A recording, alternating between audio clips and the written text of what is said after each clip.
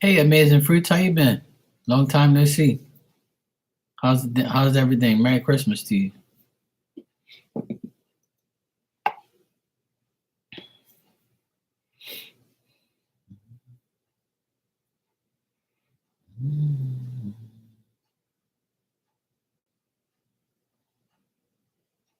Thank you.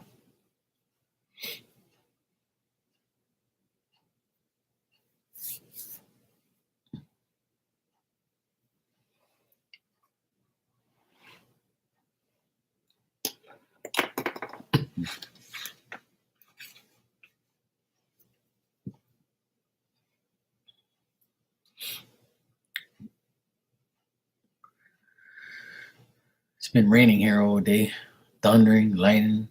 It's been crazy all day.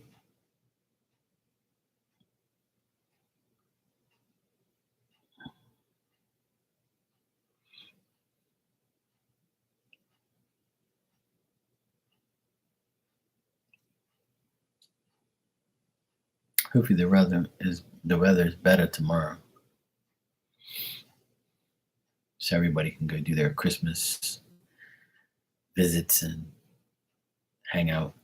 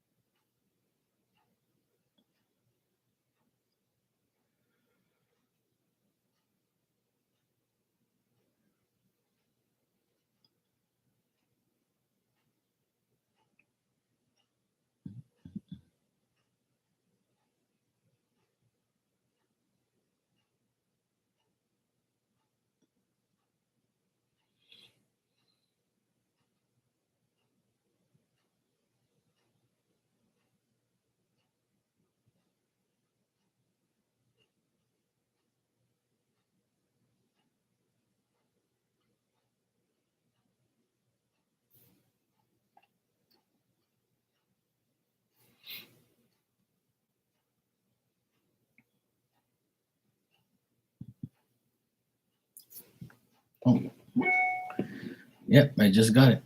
Thank you very much.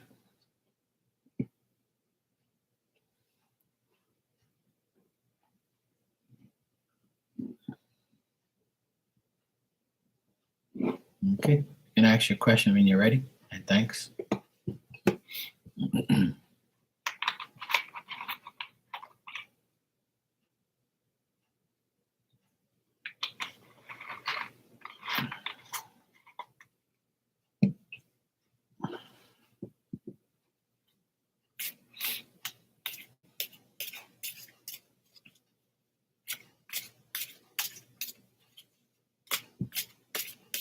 All right, let's check.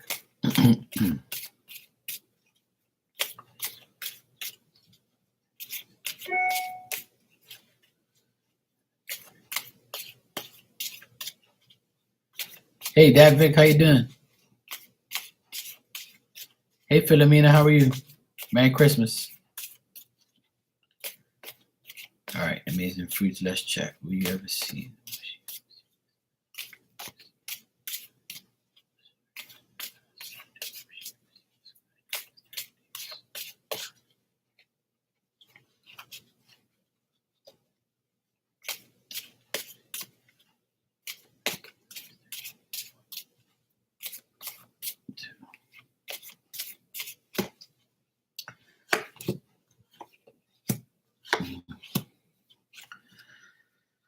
Well, it's telling me, Amazing Fruits, that in the next 30 days, you're not going to see this person.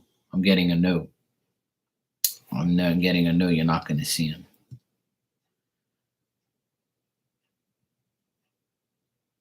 And it'll probably leave you in suspense, and you'll probably be wondering if you are. But I'm getting in the next like 30 days, you probably won't see him.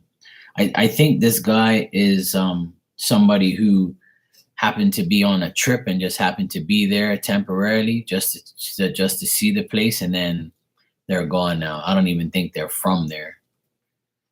Or if they are from there, then they went on a trip and they're gone. So you probably won't see them for a while. If yeah, I can check for like 2 months time, but the next 30 days I'm getting no.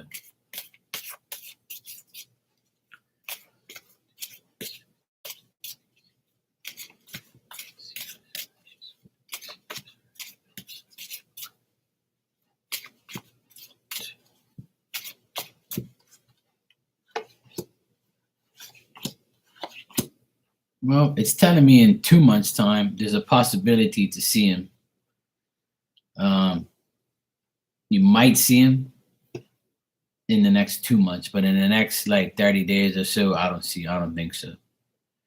So it's possible you can see him in like February. You might see him again. Hey, John, how are you? Merry Christmas, sweetie. Hope you're doing good. So to answer your question, Amazing Fruits, in the next 30 days, I would say no. But after that, like going into February, it's a possibility you might see him. All right? It's possible. You could see him at a place of work or a place of like where he just happened to be around at a place that he works at, or you might see him at your place of work. So that's the only way you'll probably see him. Now remember, you're saying see him, but actually talk to him and conversate with him is another thing. But seeing him is a possibility in 2 months. Philomena, thanks for the donation. You can ask your question when you're ready. But it looks good for like February-ish. Amazing Fruits is a possibility you might see him again. But I feel like he's going on a trip or something, or he's going on a trip.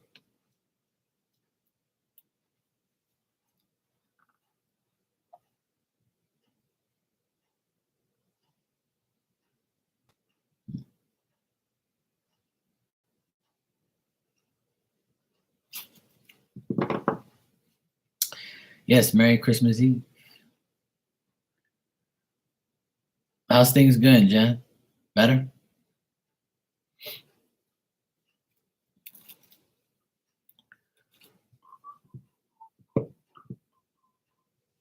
It's been raining here all day, and it's still raining. I can hear it outside. It's been so humid here, it's ridiculous.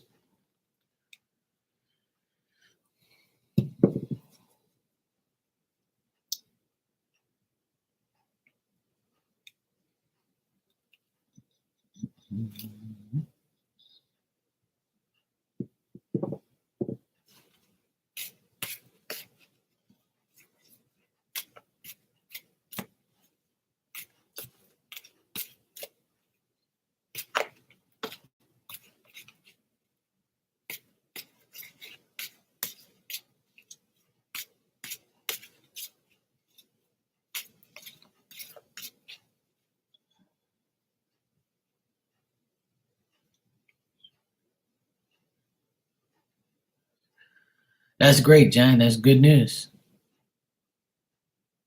That's great.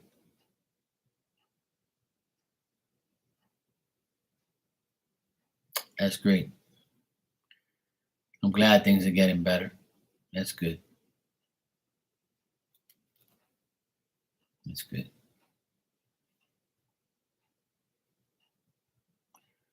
This year has been rough for a lot of people. So, yes, I know, sweetheart. I told you can ask your question when you're ready.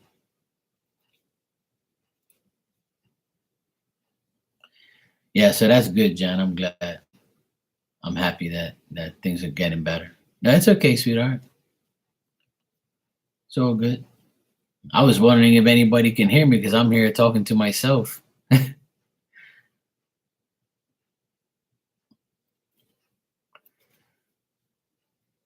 I was just about to ask, can anybody hear me? Because I think I'm talking to myself here. All right.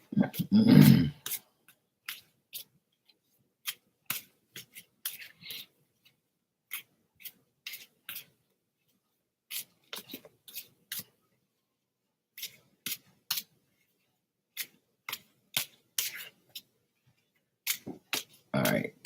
Let's check.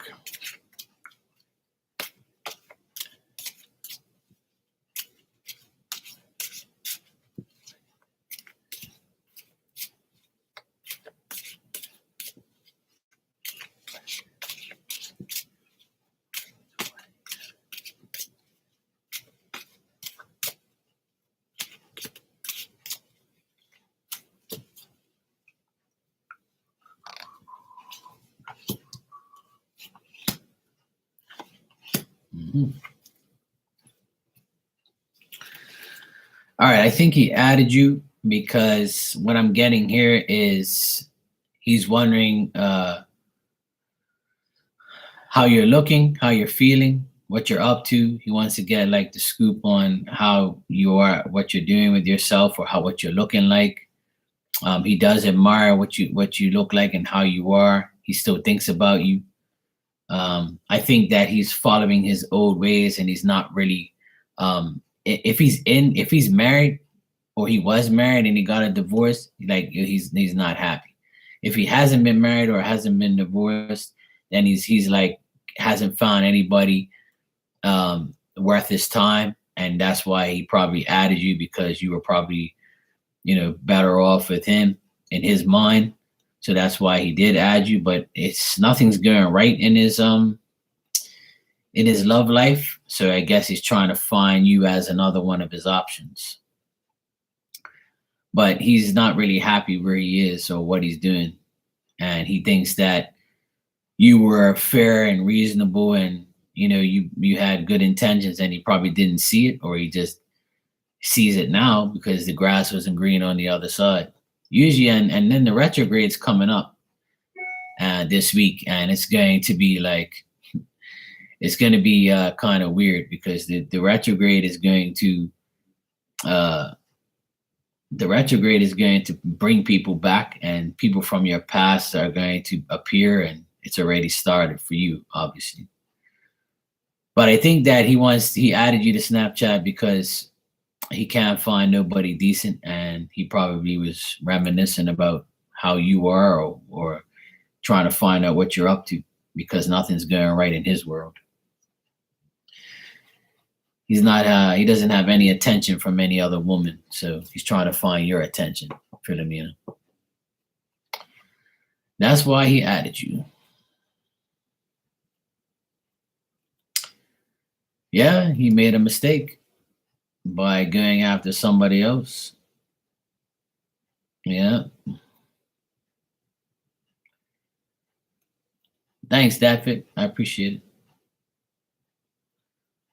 So, Philomena, I would say that he added you to see what you're up to and see if you'll say something to him, or say, hey, how you doing, or whatever. He's probably trying to get you in the Christmas vibe, trying to be your Yeah, you're welcome, sweetheart. But he looks at you in a good way. It's not like he did it with bad intentions. I think he did it thinking that he messed up, but he's not happy right now. That's why he added you, probably to see if you'll give him the time of day or give him some attention.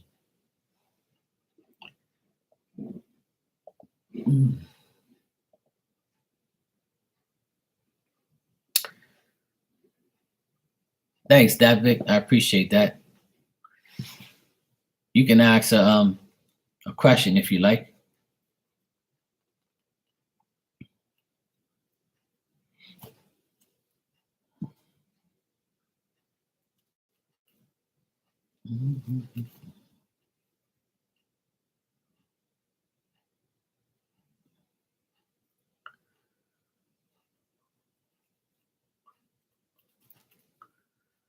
Yeah, with this retrograde coming up for the next 3 weeks,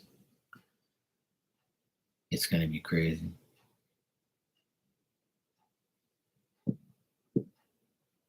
How long will my first marriage last? Your first marriage? Well, you have a couple marriages, bro? Or you're married right now and you want to know how long it's going to last? It's only going to last as long as you stay on top of that coochie, That's what I tell old men. You got to take care of her first, bro. Hey, Jesse Wooey. Merry Christmas, sweetie. Oh, you're not dating, so you want to know how long your first marriage. So you're not even dating. So how the hell are you supposed to find out how your first marriage is supposed to last? What am I gonna do if you, bro? He wants to date you. If you date Jesse and you get married to Jesse, then your marriage is not going to last very long because you're going to be fed up of her real quick. I feel sorry for you. Yeah, whatever. I've heard you marrying Chris forever. Poor Chris. He's like, I ain't marrying you. Hell no.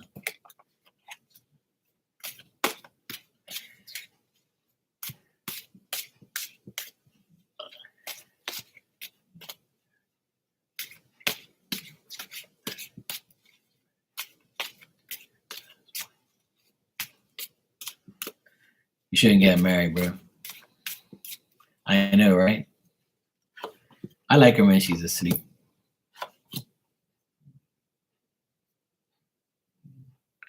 I'm going to tell him to come tell you he loved me. Well, he might be lying. He's going to tell me whatever he wants to hear. All right, Davik, if you do get married, which I see is very possible, it'll last a while, but it might be somebody that you're going to if you do get married, it's telling me here that it'll last for a while, but you'll probably deal with somebody that's got a divorce already, or you could be dealing with somebody that's from another country or another state, or someone like that's not in the same area as you. But as far as it lasting, I always tell people, lasting a long-lasting relationship depends on both. But I feel like you'll offer this to this person, but this person like maybe has gotten a divorce before, and they might be very skeptical of getting married again. Or this can also mean you getting married but getting a divorce eventually, maybe in 4 years.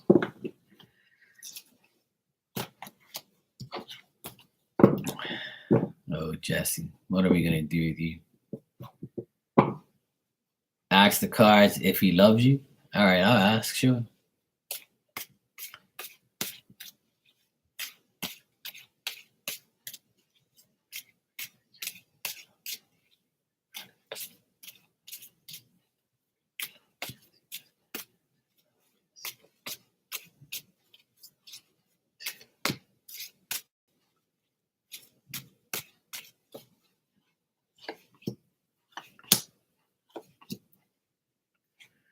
Well,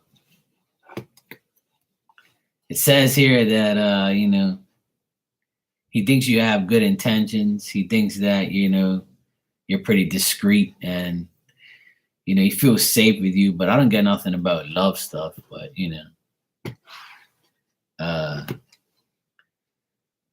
looks like he's not willing to make a change to get married because he's still like continuing his old ways, and he doesn't want to get married. Doesn't look like he is going to get married, but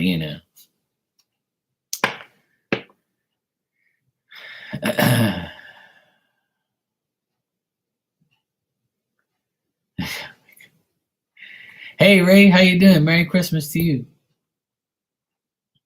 Yes, I know you're already ahead of time. You're in the future, so you're already witnessing Christmas. Hope your Christmas hope Christmas has been good to you, and I hope all is good.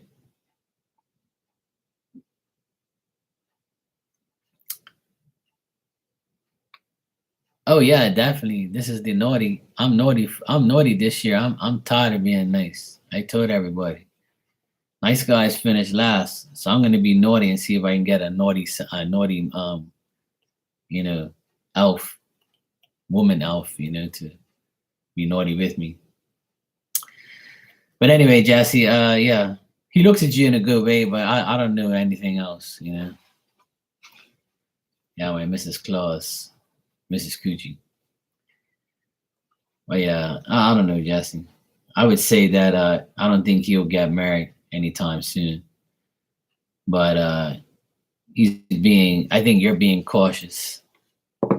See, like now she says, I think your feelings for me interrupted the reading. I don't have feelings for you like that, Jesse. I know we guys are Marky and Jesse Wu, sitting in a tree. But when you get on my nerves, I fly away. I just woo away. Okay. I'm sure Chris feels the same way. Chris be like, this woman's aggravating as hell. Let me get out of here. He looks at you in a good way, though. Yeah, there you go. There you go, David. How you doing, Paige? All good?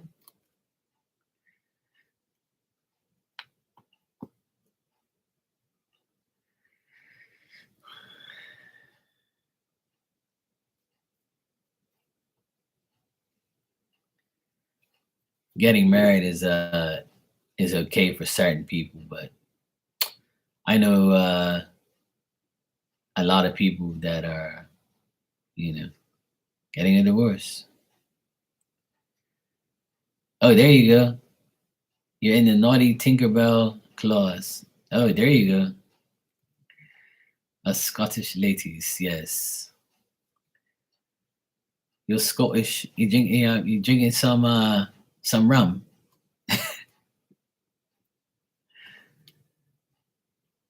Oh yeah, it's pretty much the same thing, but in a bad way. Ratchet is worse than naughty. That's why poor Chris is like, hell no. Hey Virgo, what's up, sweetheart? Merry Christmas to you. Yeah, Diamond's right here. She's you see her feet. She's in the back. Yes, I know. You're joking. You're always joking.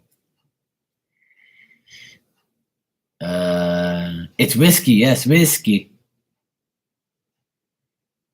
You're drinking your whiskey. Sure, Virgo, no problem. I'm staying out of my head, being prayerful.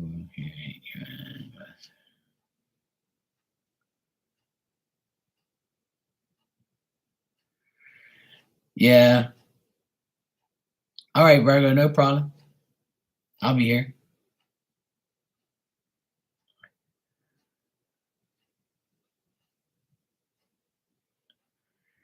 Well, see, if you were to send me money, that would be a miracle. And then second of all, like I wouldn't know how to tell you the truth because you probably can't handle it. You already said that my feelings for you get involved in the reading, so it doesn't make sense.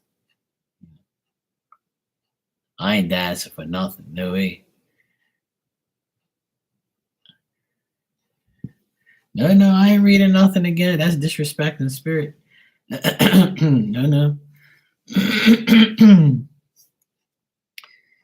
People used to always say Jesse and Mark, Jesse and Mark. Oh my God, Jesse's loves Mark. Mark loves Jesse. Oh my God. Meanwhile, they were like, these people are so weird.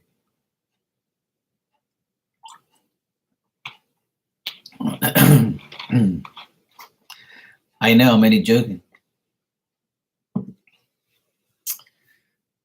See, you could joke, but I can't, right? See? Of course. Jessie doesn't like my disrespect. She gets sensitive. That's the Pisces in her. See? These water signs, they got all emotional and shit. Nah, we're good. This is a everyday thing. Yeah, some are, but we tease each other. It's no pun intended. No bad vibes. Jesse and I, we like to torment each other sometimes, and talk shit to each other. We're the entertainment of the room. Yes. Yeah, I know you can be petty as fuck. Yes, I know. But majority of the time, it's just the way she is.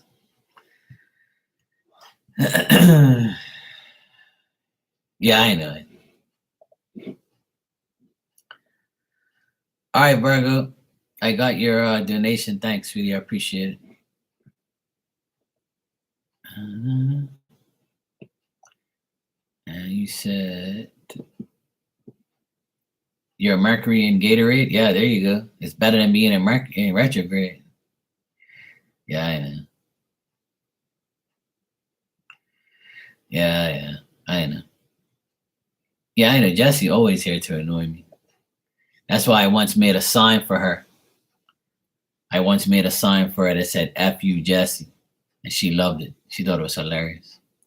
Hey, Cassie, how you doing, sweetie? Merry Christmas to you. Virgo, you said you wanted a general love reading.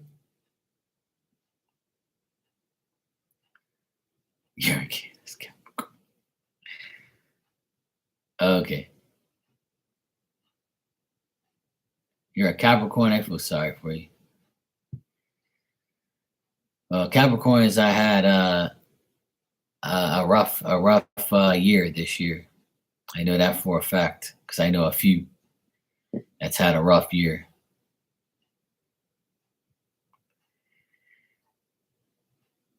How do you change your sign? Just tell everybody, just lie to him and tell him you're an Aquarius. All right, so the Pisces finally expressed his feelings to me yesterday. I want to know our current energies right now. Oh my God. Yeah, that's because I know he expressed his feelings. He said, yeah, it's Christmas. I want some Christmas coochie. Yeah.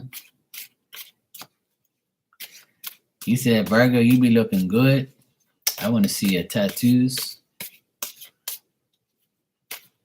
And he's going to say, you know, I want to see what you're putting out right now because I ain't had none of that in a long time. It's time to come bring in the new year right with that Virgo love. Look, Becca comes in. Look, Christmas coochie. Look, she didn't even say, hey, Mark first. It's Christmas coochie. LOL. Look, see, look. Oh my God, man. You always come in at the wrong time. Merry Christmas, sweetheart. How you doing? There would be Christmas coochie still waiting for the chimney. So Christmas coochie. Well, you got to put out your candy cane out there. You can't get no, at Christmas time, you can't get no Christmas coochie without a candy cane. All right? Know what a candy cane is? You got to put your candy cane out there. All right, Virgo, let's see what we got for you.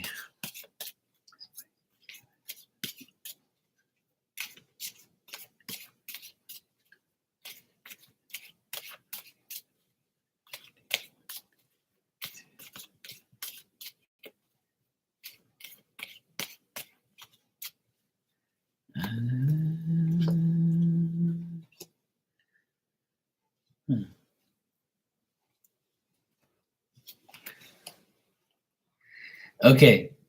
Oh, here he is, the Pisces, Knight of Cups. Looks like he's going to invite you somewhere, and he's going to invite you to like maybe a party, a Christmas party, or thanks, or like a New Year's Eve party or something like that.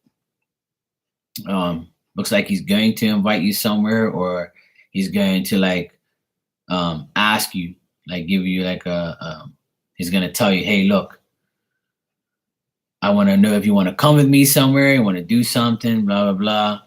He looks at you as somebody who can be his successful partner. He looks at you as a good influence, a good mom, a good person. He thinks that you can motivate him in certain ways, especially, you know, if you start dressing sexy and stuff like that. But anyway, yeah. I think that he's gonna make this attempt to like go towards you even more because he's had a lot of anxiety and now he feels like he doesn't have the anxiety as much anymore. And I do feel he might even give you a Christmas gift or give you some type of benefit or some type of profit, like, or something like that. Like he's gonna give you something or take you somewhere and like wine and dine you and shit like that. Isn't this the guy that's got like his own business or he's got money or something like that? Oh, I'm been naughty. I'm even naughty when I sleep. Hey, Jessica Boo, how you doing? Merry Christmas. Yeah, Christmas box is good. I just gotta wrap it up. That's all. Before I get in there. Yeah, he's the one that's got his own business, right? Yeah. Yeah, I think that he's gonna like, you know, wine and dine you. I think must have got some Christmas bonus, so he's gonna be paying for that coochie indirectly, pretty much. But you know, let him pay. Fucking right. Yeah, I got all good cards here, Virgo, and I'm happy for you. You deserve it. Yeah, I don't blame him. He be looking at them pics, and he know what you look like anyway. He be like, God damn. So he and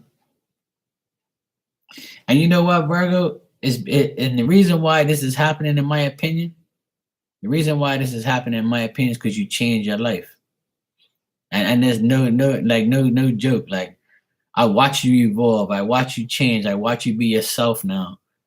Like, before, you were like timid, or you was like, I don't have the time, I don't know what I'm gonna do. Like, I know you've been through some bullshit. I know you've overcome all the challenges lately, and like you've evolved a lot in the last few months, and I'm glad like you have, because now you've attracted what you wanted. You see what I'm saying? So I do see positive things here. I do see him like wanting to have this opportunity and approaching you. Just make sure you go and take baby steps. Obviously, if you want the candy cane, then go for it. I don't care. It's not my problem. That's all good. But I do see him advancing like for the better, and I do see he wants you to be his girlfriend. He wants you to be like his partner. He knows he can be successful with you. Yeah, he will take it slow, because the knight here is like a guy who is young. He wants to take things slow, but he's going to like advance in like his own pace, his own speed. But I think he's gonna give you some gifts and shit, and like he's gonna like wine and dine you and show you like yeah, you ain't gotta worry about nothing. I got that paper. He'll be like this here, like he's peeing all that paper. Like, here, baby, here you go. Like, me not fuck around for the cards. See how good I am at that?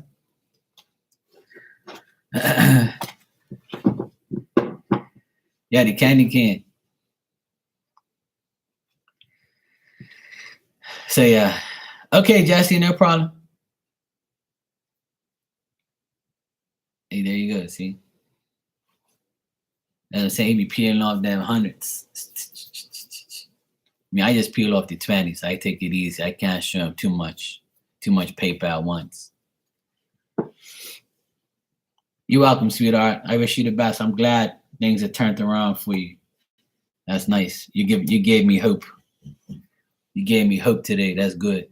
See that? Now I can be no. See, I knew wearing this hat was gonna get me somewhere. See, I knew it. I just knew it. I'm gonna keep wearing this hat. I think it's giving me good luck. I should wear it like, out in public and shit. Girls be looking at me like, ladies be looking at me like, oh my God, he's got a naughty hat. I wonder what his candy cane looks like. Is there any way to want to find out, sweetheart? Is there only one way to find out?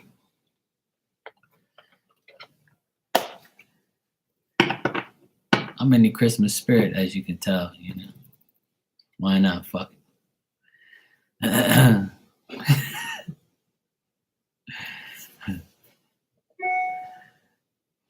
Let's talk about. Thank you for the donation. I don't want to say your name unless you want me to, but I don't know. What you laughing at, woman? You guys are laughing at me.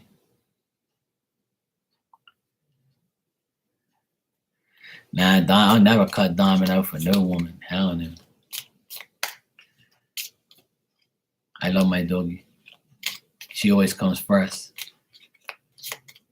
I know she'll probably be upset if she saw me all smooching in here with some next chick. She'd be like, "What the fuck? This woman's coming taking my man? What the hell?" Yeah, sure, Cassie. Did you just donate?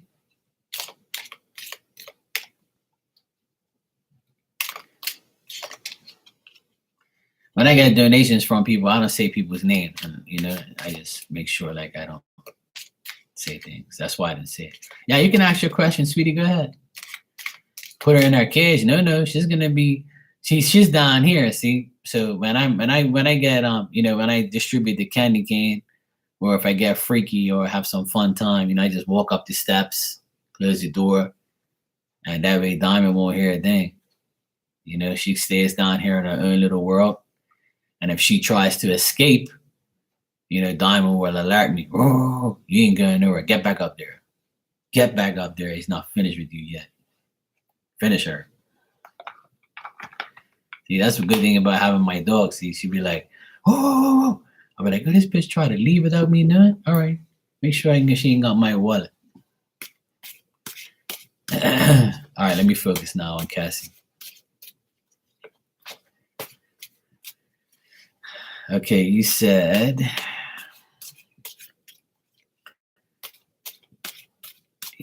can you tell me what spirit wants me to know or what I need to know right now? All right, sure, Cassie. I'll check that for you, sweetheart.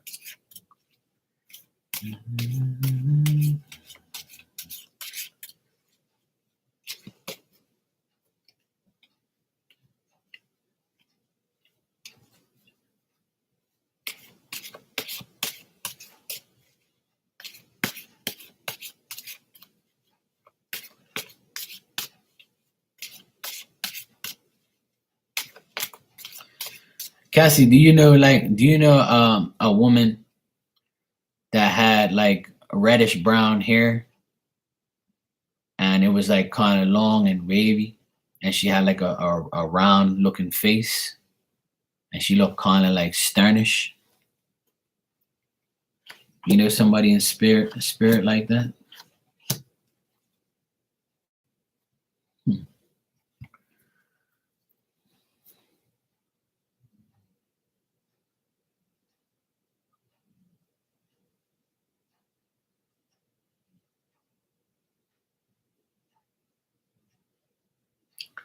You know a few people with reddish hair.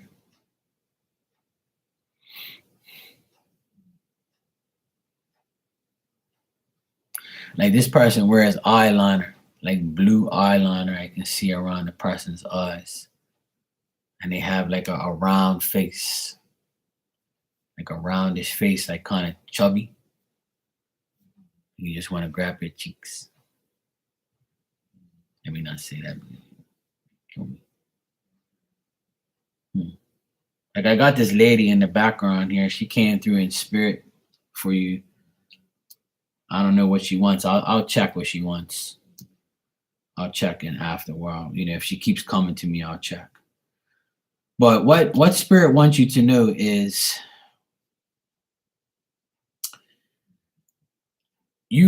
what spirit wants you to know really is like account for your actions. Like keep developing, keep improving.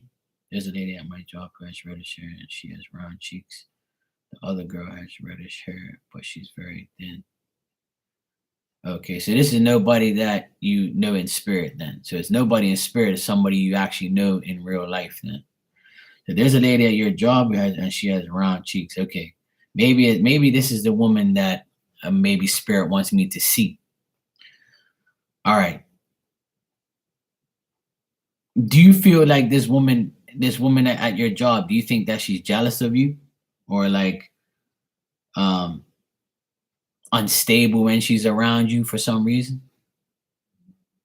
Let me just figure out exactly who this person is first, and then. But what I got here is there's a man that's very significant or going to be significant in your life. It's somebody who is responsible, creative, could be a businessman.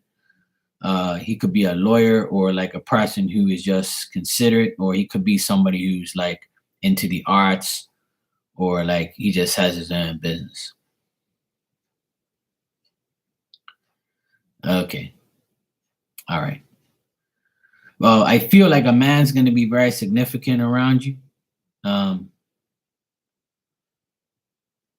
I feel like spirit wants me to tell you, like, if you've lost your feeling for love or for romance, and like you feel incomplete because you don't have somebody, you don't have a man, or you don't have like a partner, and that worries you, try not to let that worry you at all. Like try not to feel like, or because you don't have that, don't let it make you feel insecure.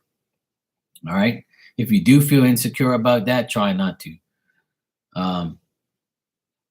I do feel there's a woman around you that is jealous and unstable, and they kind of like want to resist telling you things or doing things with you because they know it's going to cause obstacles. Um, but I feel like you're gonna get, what's rightfully given to you indirectly from the situations that you're in. So if you want work to be better, I think it would improve and develop into a better situation for you if you want a work situation to develop. If you're looking for like a love situation, then I would say that there's a man that can be very good for you. He might be a business owner. He might be somebody who's very professional, and he like can be very spiritual or just have like his religious beliefs, and he's very generous. I think you might like this guy, and he likes you, but he feels like when he sees you that you're kind of like standoffish or you're kind of resisting him because of your past. So he might look at you in a certain way and say, Cassie's not giving me the time of day. I'm trying. Or maybe you see it, but you don't really want to deal with it. That could be like the situation that I do see here, if that's the case. So this man could be looking at you as unstable, emotionally unstable, or like, kind of resistant or fickle, or like, just you give this person obstacles. But the guy seems like he's a cool guy. Now, if this is like your boss and he's cool and you're cool with him and he's a man, then he's like happy with, he's probably like happy with your progress at work, but he still thinks that you can do more, or you resist the change, or you resist wanting more. Maybe like maybe you're gonna get offered a higher position or more responsibility, and you're gonna be like, nah, I really don't want all that bullshit. So because you already know. But if you have your wall up and I have my wall up and a lot and very aloof. Yeah, so I think that maybe there's a guy that likes you, but he doesn't really like want to go after you because he thinks that you're gonna resist him, or you're like, he doesn't think that you really want to give him the time of day, which is fine. Fuck him, who cares? But I think the outcomes of your past efforts and your past, the spirit wants you to like get over your past. Don't let your past make you feel insecure or unstable, or like feel like you can't go ahead because of your past. Like, don't let your past situation tarnish your future. That's what the main message here. And just account for your actions. Keep improving, keep developing. Like, and there could be like a promotion coming your way in work, or there could be like you finally getting ahead in certain areas of your life. But you just got to get over the worry, the fear, the incompleteness. Like, if you feel incomplete with yourself, you don't even have, I always tell people you don't need somebody to complete you. You just need to feel complete yourself, and then you go from there. But that's the thing. It's kind of up to you. I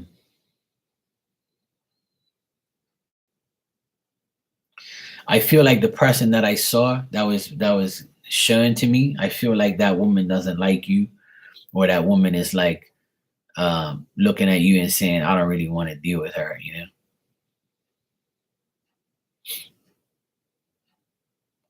Yeah, and that's what spirit's trying to say. Like, get over the past and just look for your judgment. Like, like just forgive yourself, Just like forgive yourself for making bad decisions if you have.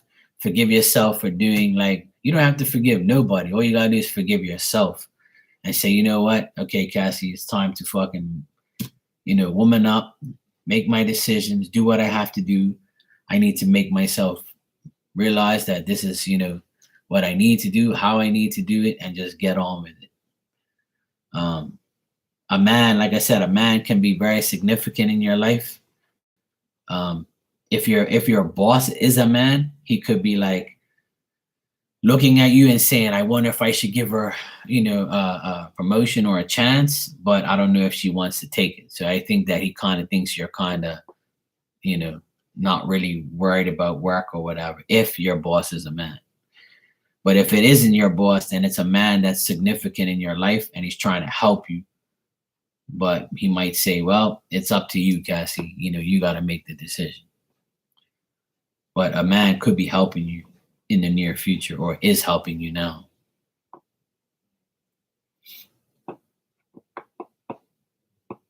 But things are going to improve though as time goes on.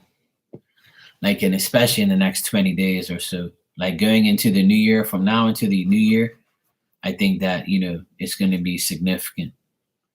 Like you're going to get some type of good news and things will improve. You just have to develop what you need to improve.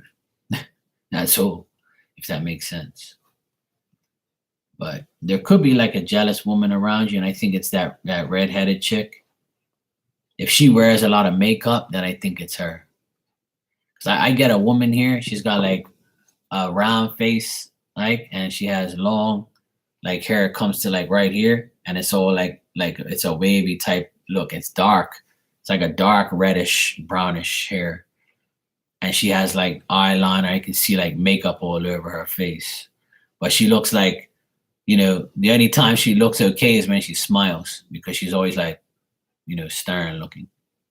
So, but I don't think that this woman is very fond of you. She might be jealous of you.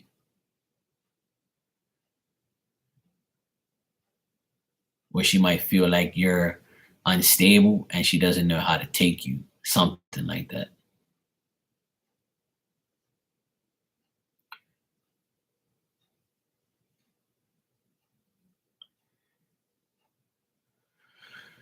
Yeah, let me check that. Let me check if it's her. Let me see if it's the girl at work, the woman at work.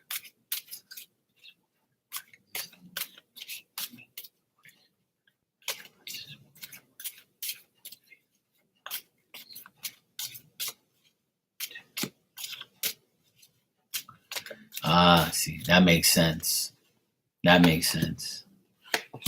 That's so weird. I got almost like the same type of cards. Now, is there a man at your job that you like, that likes you or something like that? And that maybe she's kind of jealous that you pull in the guys. That could be it too. 'Cause that's what I kind of got almost the exact same cards again, but I kind of get that there's like a taking advantage of someone, or like she's trying to like see if you're gonna make a mistake, because there's a lot of two-faced people out there, and I still think that this woman is like kind of jealous of you, or like she's trying to like, or she just feels unstable with her life. Maybe she's going through like a divorce or something, or maybe she's going through some man problems, or maybe she doesn't like the fact that a guy at your job likes you and not her, or maybe your boss likes you more than her and she can't handle it.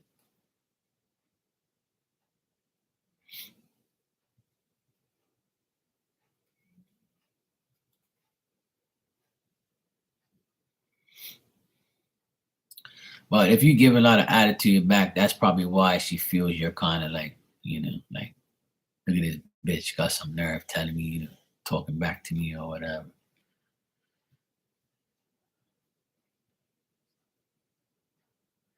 Yeah, exactly, Paige. But that happens every day. That's, hatred and envy and jealousy is a disease, and people just are never gonna get over that unless they just humble themselves and realize that, there's no need for that. Like, I've never been jealous of anybody. I don't really know what that is, because everybody's too busy being jealous of me. So I don't really like give a fuck if you're jealous of me or you hate me or you envy me. That's your problem. I don't envy nobody. I don't hate nobody. Well, I can't say I don't hate nobody, but I like I hate people that, have done me wrong, obviously. But I'm not, jealousy is not even in my vocabulary. But people are jealous of me all the time. I don't really care. Ah, well, that makes perfect sense then. She dated a coworker there, and he broke up a few weeks ago. He's management. Ah, yeah. That's weird how that came up. But tell me something, Cassie. Like, would if this woman were this if this woman were to like leave that job, do you think you'll be offered that woman's position? That's just a question on my mind. Like, I just want to ask because now, like, I'm trying to figure out why I was shown those things.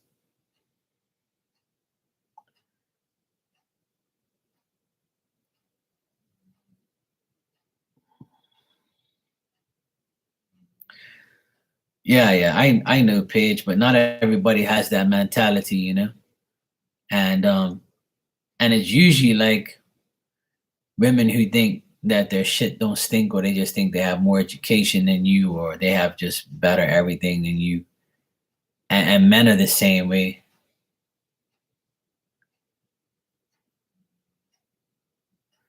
Oh, okay, okay. So it's not her losing her job to you or something like that, but it's yeah, that's what I guess the cards is pretty much explaining the way you feel.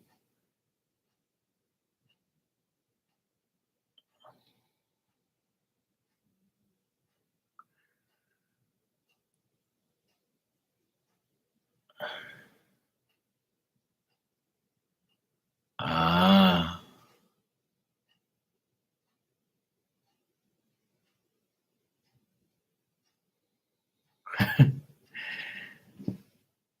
but that's weird though. That's weird how I got that.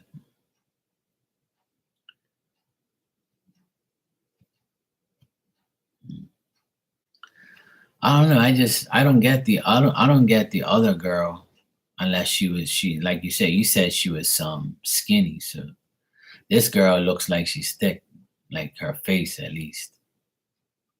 You know.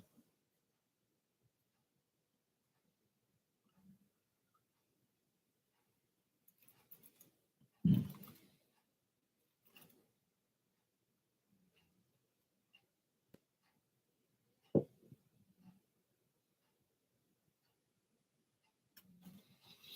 And I kind of see like another person here as well. But there's like another woman with like dirty blonde hair, and like but it's dark dirty blonde hair, and she's got like hair to like right here, but it's like kind of curved in like this, and like and she's older. She looks like she's probably like 60, and she's thin and short. Because sometimes like I don't really sometimes I can get like live people that are around you. That spirit will show me what they look like, and then I get actual spirits themselves. So, but I don't think the one I explained to you. I don't think she likes you. I don't think she likes you at all. I think she's jealous of you, probably because you look better than her, or you're just a better, you know how women are. They don't like the way you are. They don't like the way you dress or what attention you get, or maybe her boyfriend said, "Hey, I think Cassie should come up the ranks, and or I think I should promote Cassie to the next level or something like that." And she was like, "Who? No, no, no. You just want to fuck her. You know you do." So that could have started like an argument or something like that. I don't know what it's like there, but whatever. Like I kind of think that something like that's going on. Well, that's the thing. That's what happens in life. Like honest to God, like I've always been like a big dude, right? And but I was always like, I was a DJ. I was popular. Like the women always was around me and shit. But like the real good looking guys that had like a physique, a six pack, and all that, they couldn't pull in the girls like me. Like the guys that were looking all slim and muscular and thought they was like God gifts to women. They would be jealous of me because the girls would be always around me. See, Because I was the DJ, I was the life of the party. So they hated that shit. They were always jealous of me. So it really doesn't matter like what your weight is or anything like that. It's just who people are attracted to. So a lot of guys are like, why would they go after that bigger guy? Don't you see me? Like, I got a physique. I'm built. I'm this. I'm cute. I'm fine. I'm this. You keep thinking that. Now, people don't really give a shit about looks sometimes. They care about like the person or how popular they are, or how much money they got, or like how, what their type is. Because a lot of good looking women, they're with bigger guys because they feel more like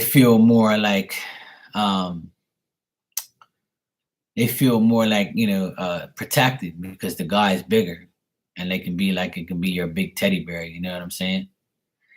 Yeah, I think so, Cassie. I think you should like limit your conversations with her. Don't say too much to her. Because that woman, I don't think she's good news. That Vic, you said, I'm really getting tired of girls pumping and dumping me. Well, bro, sometimes, Oh, the lady with dirty blonde hair is Lucy. She's the scheduler. Yeah, I'm seeing all these women around you, Cassie, that, they're all, they're not spirits, obviously. They're all people around you.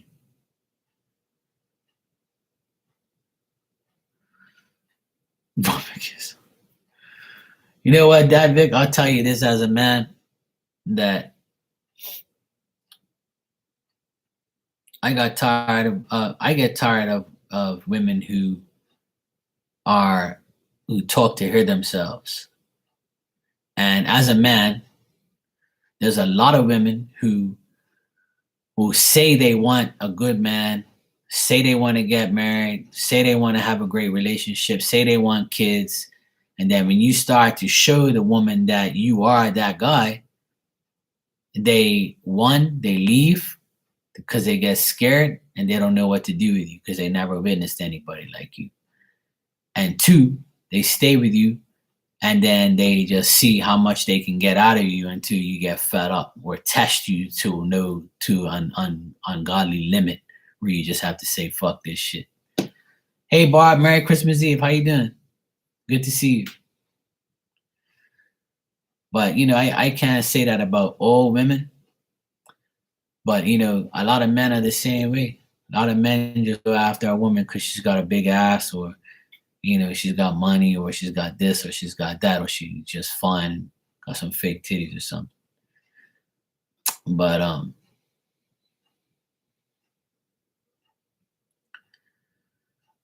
oh, you mean the Lucy chick?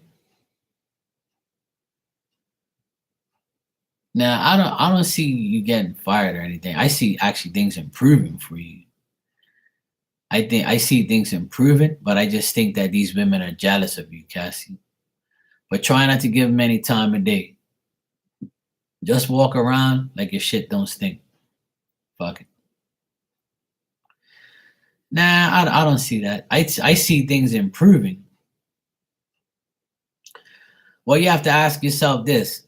Like, I still didn't get the answer from you, but like, who's in charge of you? Is it a man? Is a man is your boss or a woman is your boss? Like, who's in charge of you, period? Like, who's the head honcho? A man? Because I see a man being good to you besides me. I'm always good to you. Yeah, I don't miss the shit test either, bro. Yeah, I'm naughty tonight, Barb. Is that okay if I'm naughty? I'm just naughty for tonight, though. I'll be nice tomorrow. But I think that like the majority of the women that I meet, they want to throw their coochies at me, and I don't really care for that. That doesn't like make me happy. That's not a challenge for me. Like if you just give up your coochie to me, that doesn't show who you are. That shows me you're a hoe. That shows me that, I just want to have sex and that's it. And I don't really care for that anymore. I want somebody that's going to you know, you know, you need I need somebody that's going to show me trust, love, and show me that, they're the real deal. If you want to just throw your coochie at me, I can't handle that. That's fucking annoying. Like, I want it to be, it shouldn't even be a challenge. It should be like a mutual thing where you get to know somebody first, date for a couple months, and then we'll work our way to falling in love and having sex like how it should be. But or at least that's what I want. But most women, they just want to like fuck now and then fall in love 2 months, 3 months later, and then be all cool and whatever not. But that's the opposite for me. I don't want that. I'd rather date somebody for about 4 months, get to know you, start to trust you. If there's any red flags, then I'm out. If I can't trust you, start lying to me, then I'm gone. I'm out. I'm gonna be a track star. I'm gonna be running. Bye. There's both. There's a man on top, and there are a couple of nurses that are males and females. That are over everyone. And there's a charge. There's a charge nurses that are in charge of floors, and those two are females. But the main person is a man. He's like in his 40s. Yeah. So this man, I feel, Cassie, is going to be very significant to you. So, for instance, if you're doing your job, Cassie, and you're doing it well, and you're looking for a promotion, you're looking to advance in your career, then this guy is going to be like, you know what? I think Cassie's the one that I'm going to, promote or develop her or improve her skills, or she's improved and she has developed over time, and I'm going to put her to the next test. And if you want that, I feel like this guy's going to give it to you. But as soon as you get it, the jealous bitches are going to come out. So be prepared for the jealousy at an all-time high. And I'm going to tell you, like I tell everybody, and everybody in this room will listen very carefully. Don't care. You should never care what anybody you work with thinks about you if you advance. They can say, oh, well, you're going to make more money than me. Must be nice to. As soon as they start bitching, you be like, yeah, it's good to be me. Have a nice day. Bye. That's all you do. Don't let nobody take you down. Don't let nobody devalue you. Don't let nobody tell you can't do something. You got to do what's best for you. Don't worry about what people say about you. Because if you worry about what people say about you, you're not going to know it. You got to shit on your haters and just keep moving forward for yourself, for your own life. Yeah, exactly. Exactly. Yeah, Paige.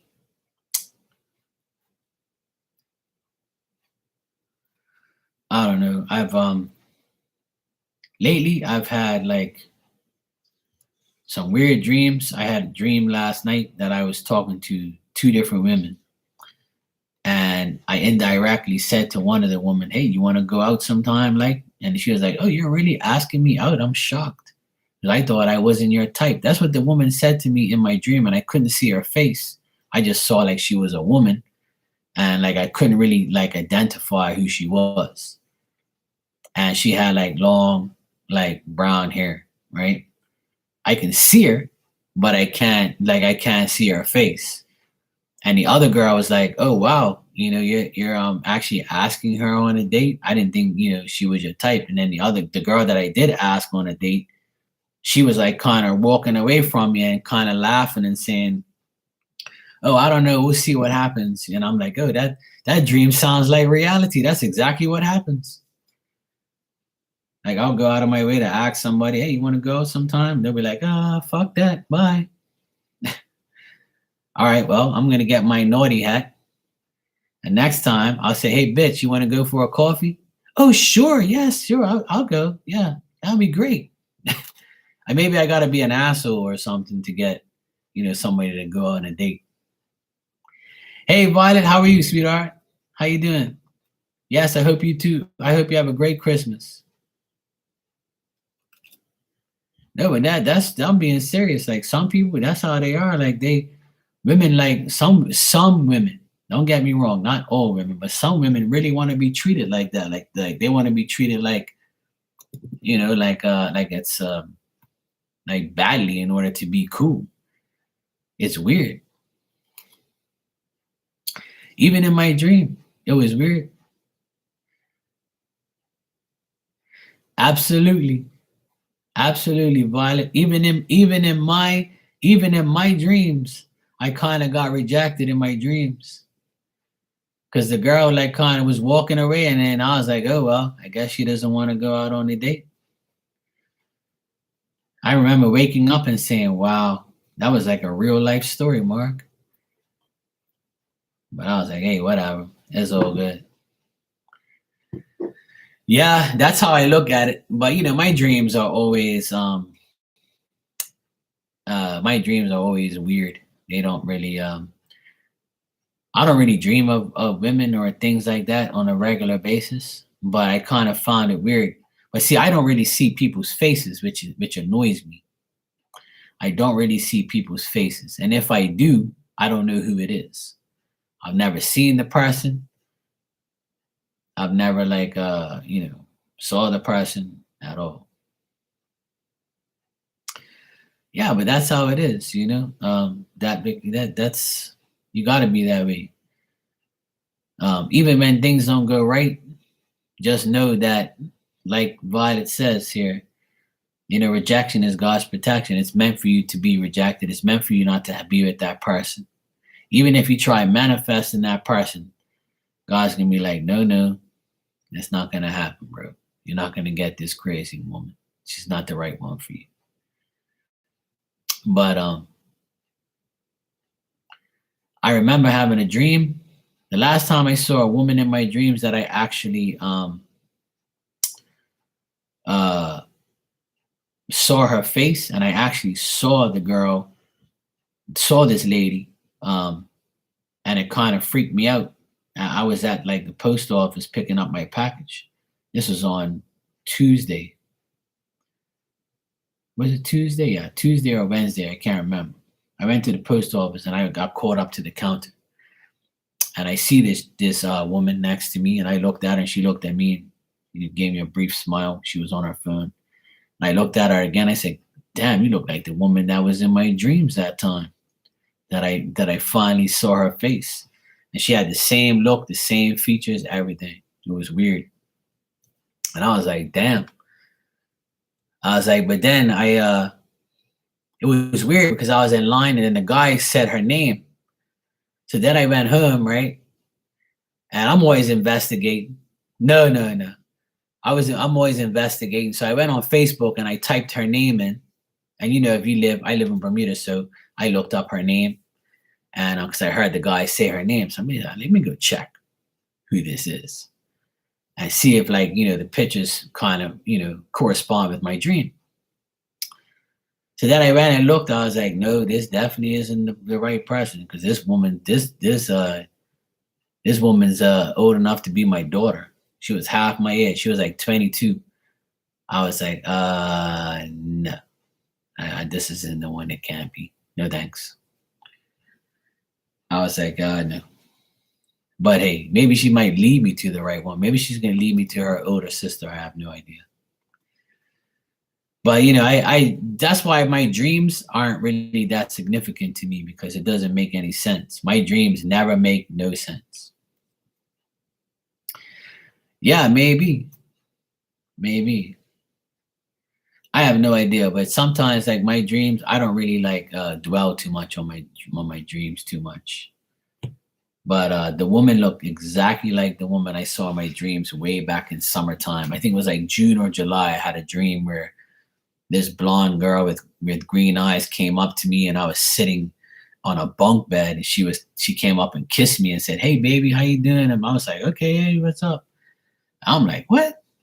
This is weird. I don't even know any blonde women with green eyes and short and slim, and I don't know who, and short hair. The woman looked just like her." And I was like, I don't know. I was like, I'm not really into younger women like that. That's not my forte. So yeah, but it was weird because I actually like thought that was. I thought she was older, to be honest. And then she looked just like the person in my dreams. I was like, damn, that's weird. Yeah. Yeah, exactly, Barb. Because even in my dream last night, when I told that woman in the dreams, oh, you want to go out for it, you want to go out on a date sometime, she ran away. She was like, hell no. She laughed at me and then walked away in my dreams.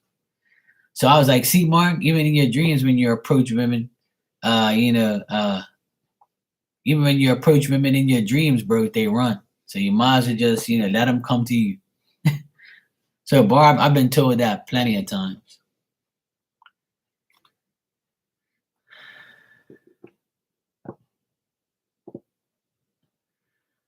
Yeah, I like Hispanic women. I like all women. I don't care what their race and color is. As long as I can trust her, I can love her. That's what I've always said from day one. I have a preference, obviously. My preference is my preference, but what's sometimes your preference you don't really get. But I'm the type of person, if I can trust you, I can love you.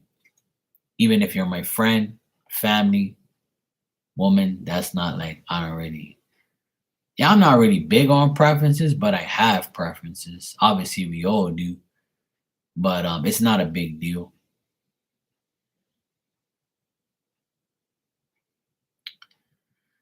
Yeah, it's that's the thing, but like Barb says there, the right one will find you. So sometimes we can like manifest it, try it, make it happen, try to make it happen, but it just doesn't happen because it's really meant for them to find us. Yeah, I've quit looking a long time, Barb. Honestly, I have. Like, I don't look anymore. I'm just curious, but I don't look. I don't really go after anyone or anything like that. I don't really go. I flirt and act crazy and do, be naughty and things like that. But like, I respect women. I trust. I want to be able to trust a woman before I get to like, be with her in any type of way. Trust is big for me. I got trust issues. I have to trust the person. If not, it's not going to work. So as soon as you start lying to me, we're going to have problems. I know I won't be lying. And I think that my bluntness and my honesty kind of scares these people sometimes, I guess. I don't know why. I mean, I don't know why you don't want a trustworthy person. That wouldn't don't make no sense to me. But whatever. Brownie, how you doing? He said, "Can I get a card, please?" Yeah, sure. I'll give you a message right now. If anybody else wants a message, I'll give you one. Yeah, Violet. I think that's been my. I can't even say it's my problem. It's how can me being honest be a problem? That's what I don't get. If I'm honest and upfront, how is that a problem? Me finding somebody that doesn't make any sense to me. Isn't that what you want? Don't you want somebody you can trust and be honest to you and tell you the truth? Or you rather me be naughty and lie to you all fucking day and you'll love me more? So how does that make any sense? That's why I'm baffled sometimes at people. All right, let's see. Sure. Brownie, let's see what we have for you.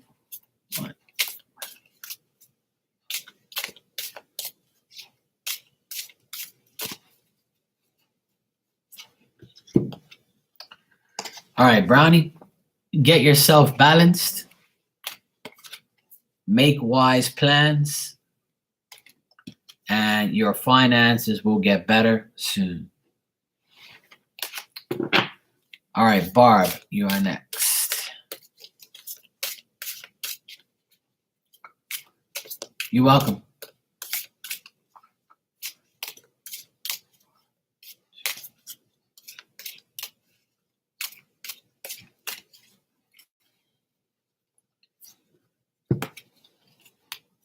You sure can. All right, Barb, your first card here is ask your spirit guides for what you want. And you might want a new relationship or a friendship. Whichever you want, I think they'll present that to you. Also, there can be some jealousy and envy from people around you. Yeah, trust has always been my main thing. That's why I'm still single, because I haven't been able to trust any women in my life or men or anybody, you know? And I think a lot of people in this world today have trust issues. Hey, Becca, welcome back, sweetie. I think a lot of people have trust issues because they know that that's what is needed to move forward. How could you have somebody lie to you constantly all day and actually love them? You can't love a liar. You got to be kidding me. All right, Violet, you are next.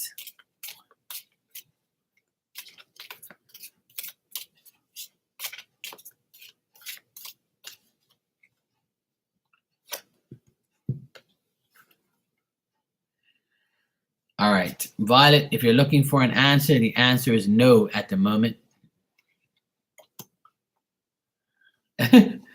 Exactly. Conflict and drama can be around you. And just like we said earlier, don't worry about what people think of you. Absolutely.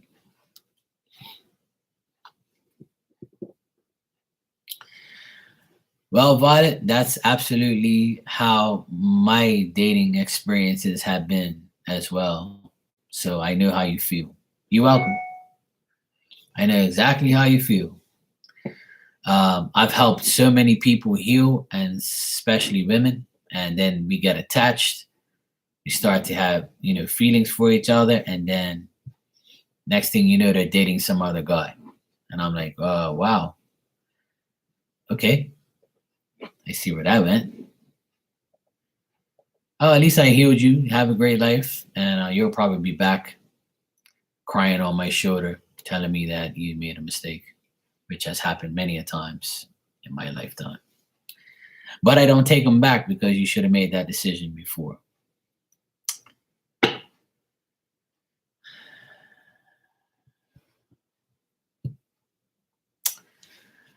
I think it's kind of harsh to say it's a curse, Violet. I don't really like to say that word. I don't think we're cursed. I just think that it's our mission to help people. And because we easily heal ourselves, that's really like our mission is to do that. But I don't think it's a curse. No. I just think that we have a choice. So we don't make the right choice, see, because we get attached to the person or we feel like we're helping them, so they should be, loving us in return.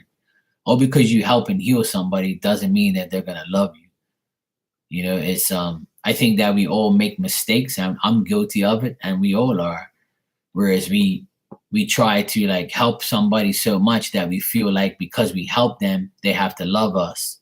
They have to we expect them to love us. We expect them to give us the same back. But some people are not like that. See, they just need you to help them, and then they come in your life for a reason and a season, and then they leave. But when the right person comes, they're there forever. So, but it's also our fault for allowing it to get to the point where, we got vulnerable and we allowed it to happen.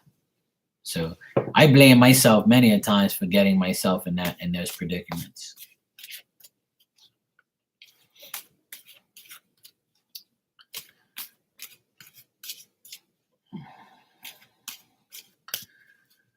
Well, the thing is, Paige, you can trust as much as you want, but you might be trusting the wrong person. You might be trusting a liar.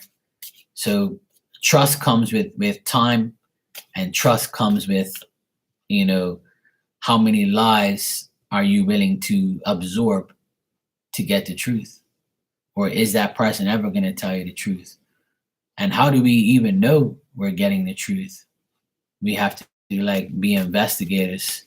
You got to be like I said, a relationship is a 24/7 thing. So you gotta look for the trust. You gotta acknowledge the trust. You gotta like really pay attention to that person that you want and you love and you care about and you want a relationship with. You have to investigate that person's every move to see if they're not lying or they're not doing some dumb shit.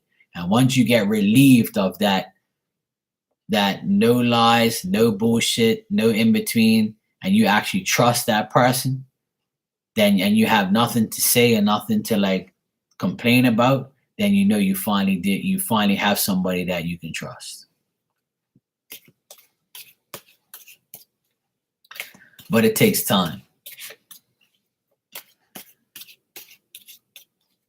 But you'll never really know until the trust barrier finishes. Because some people don't want to be trustworthy. They can't handle it. They can't handle being honest every day. They can't handle but some people ruin it because they feel like they always have to like justify themselves or defend themselves. If you find yourself trying to defend yourself and you're being truthful and honest, then that person's up to no good.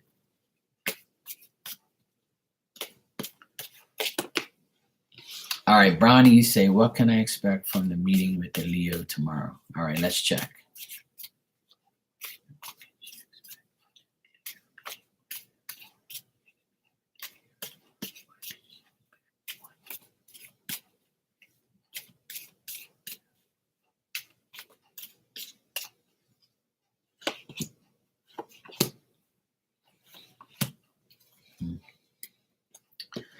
All right, looks like, Brownie, you're going to have a lot of communication. Things are going to progress.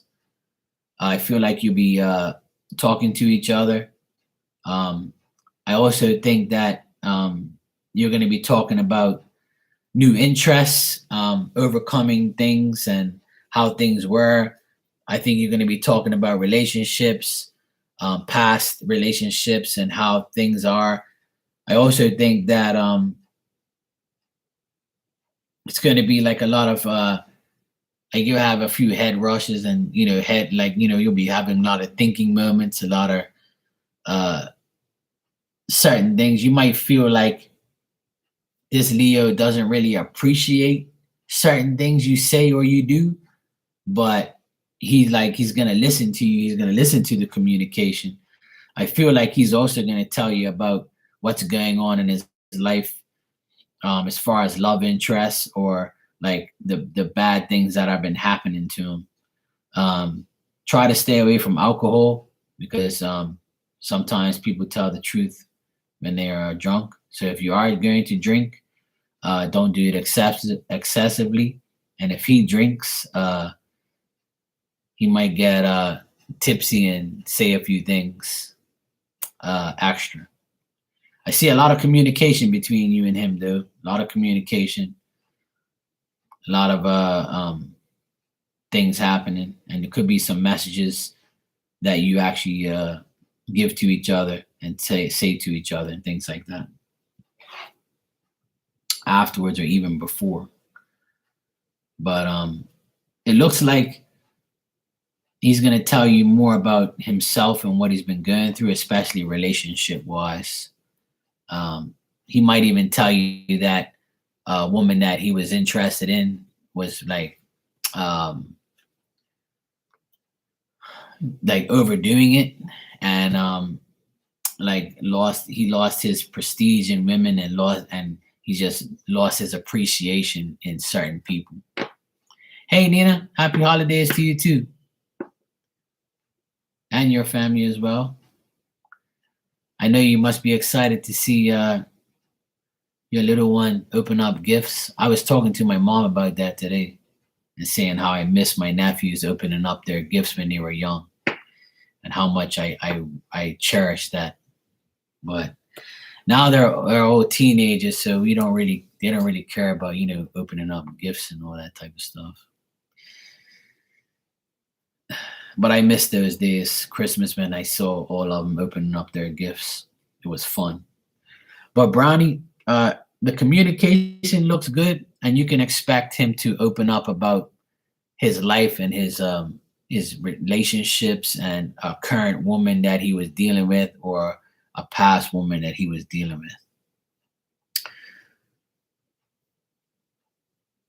But if you like, I don't know if you drink or not, or if there's gonna be alcohol where you're going, or if he drinks, like he might have a few drinks and over talk and say a few things, or you might. So yeah, that's what you can expect. He might tell you, he might run some ideas about what he wants to do. He might talk about some new ideas that he's working on and might want your like analysis or your advice on how to go about it. He might ask you about some new ideas he has. All right, Brownie? Just talk to your sister about our childhood memory. Yeah. I mean, I remember my Christmases were kind of boring because I always used to get like shitty gifts, in my opinion. I never really got toys and stuff like that. I always got clothes or an ugly sweater that I had to wear to church. And I kind of, got pissed off because I always got clothes all the time. So I never really got like toys and stuff. If we did, it was like a little shitty little car or something. But my parents, they didn't have money for that. So. But I still had good Christmases though. We always had, family was always together, and it was nice playing with my friends' toys. They always had better toys than I did. But I love watching my nephews in the past 20 years, watching my nephews open up their gifts, and I used to give them all this stuff, and I used to like buy them so much things, and it was fun holding them in your lap, playing with toys and things like that, watching them all kick their first ball, things like that. It was fun. But now they're all growing up. There won't be no opening up presents and laughing and shit like that. So it's kind of, time flies. Time flies, man. Time flies. It's crazy. Maybe one day I'll have my own kids and relive all those moments, and I'll understand that I need to cherish every single moment of my child's life if I do have a child, because I know already how it is. So every Christmas that goes by, I'm gonna make sure that I. And the thing is, back in my day, we didn't have cell phones to record our opening gifts and shit like that. If you're over 40, to have a video camera, you had to be, you had to have money. And there wasn't no cell phones with no cameras on it. So that's the only thing that sucks about back in the day. We didn't really have those things. But now it's fun because you get to record everything. You get to record the actions. All that shit's on your phone, you don't even need a video camera anymore. You just need a phone. Your turkey's in the oven, off to midnight mass, ham ready for Christmas. Oh, nice, Barb. Yeah, we're actually both of my sisters are getting Christmas catered for us from a place from this hotel that they're a member of. So we're not even having home cooked meal this year. We're having like I think it's a hotel that they're going to get the food from. Apparently, like they know the people and it's really good food. So, and plus my mom's getting older now, and we don't want to like burden her with all this cooking. And then my sisters have had a rough year. Everybody's had a rough year. To ease everyone up this year, they decided to get it catered and go buy the food and eat someone else's food, which I don't particularly like. I like to cook and make my own food. But dinner time, I have a lobster on standby for my dinner.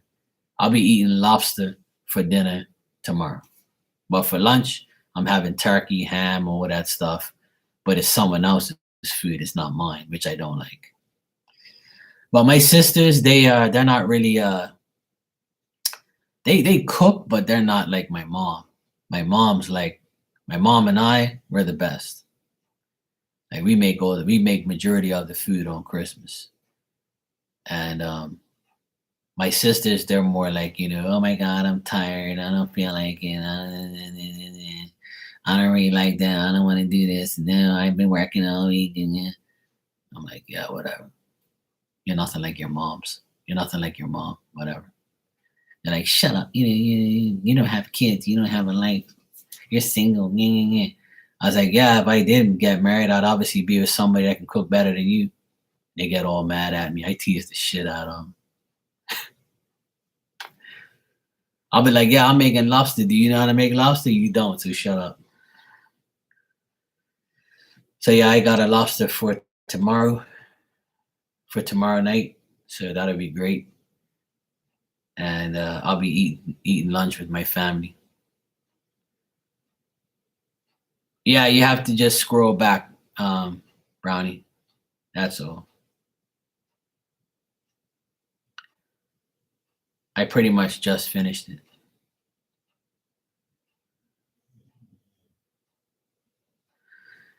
Yeah. I mean, I don't really particularly like eating other people's food on Christmas. I rather eat my mom's food and my food and my sister as well. Like I'm not doing that shit. Like fuck that. Oh yeah, we'll be fine, Paige. I'm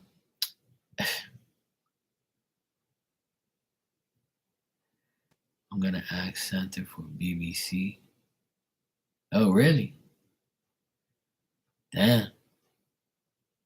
All right. That's what you want. Go for it. um, yeah, the 5 years ago was my brother's divorce right before Christmas. That was kind of tough seeing him and the kids all messed up. But tomorrow is going to be different because like not having his negative ass around us is better. So it's like it's going to be the first Christmas where he's not around, so it's better because he's an asshole. So it's nice not seeing them. It's actually going to be our family, and that's it. So we don't have to worry about him. And yeah, and in the evening time, it's just going to be me, my sister, and my two nephews for dinner. And me and my sister are going to eat lobster, so it's better than her being with that idiot anyway. So she'll be with her broski, and me and her will be eating lobster. So, oh, you both don't drink, so okay, that's good. So if it isn't alcohol, it's going to be like constant conversations and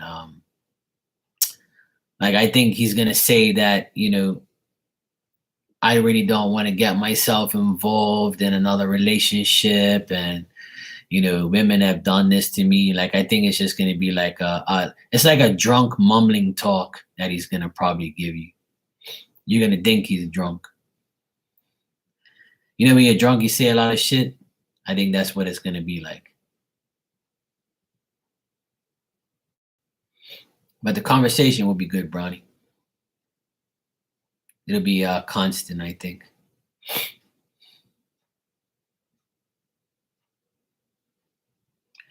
Becca, you can get the fake ones, Yeah, sure, Brownie. I'm here. Yeah, exactly. I'm the type of person, it is what it is. And Christmas has changed dramatically for me anyway, because like I said earlier, Christmas to me is like watching, kids open up their gifts, my nephews, enjoying their gifts and, enjoying the whole thing, seeing my mom and dad, there every, my parents are still alive. Seeing them there every Christmas is a blessing. Cooking with my sister and my mom. It's nice. It's nice to have. I don't really get along with my older sister and her husband and my brother because like they're weird like that. I don't really get along with them too much.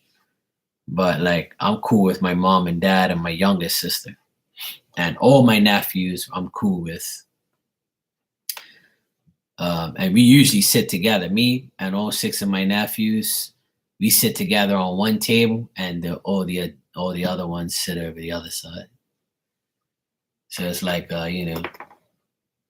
it's me and the kids all together. Not even kids, me and the boys. We're together, and all the old folks over the other side. All right, Bronny.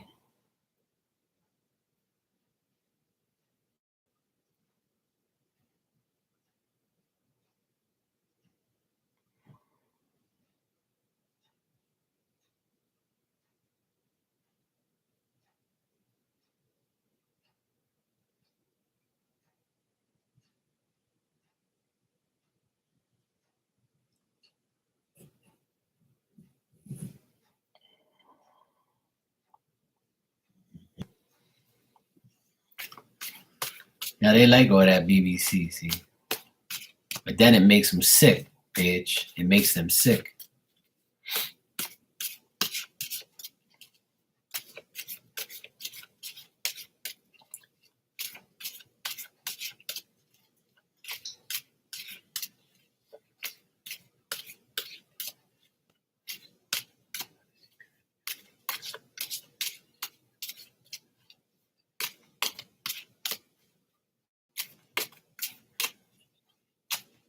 Yeah, I know, right?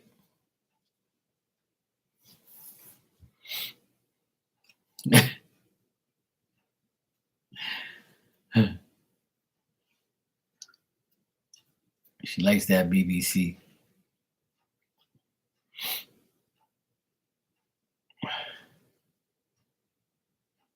But hey, it is what it is. See, that's her preference. That is her preference. She wants BBC. But BBC has gotten her in trouble. See? I can't say exactly what it is.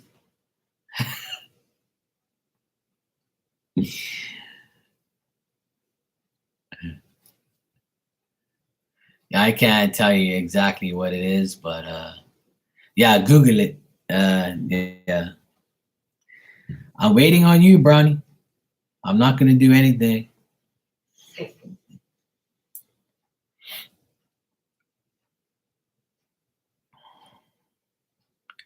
Oh, you know how it is. Everybody has a preference. That's all good. If that's what she wants, hey, go for it. You can always get a fake one in the meantime and call it a name. That's what I used to tell people on here.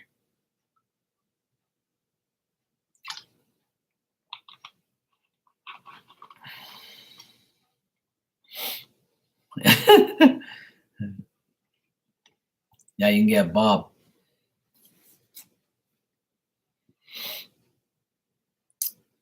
Yeah, there you go, Bob.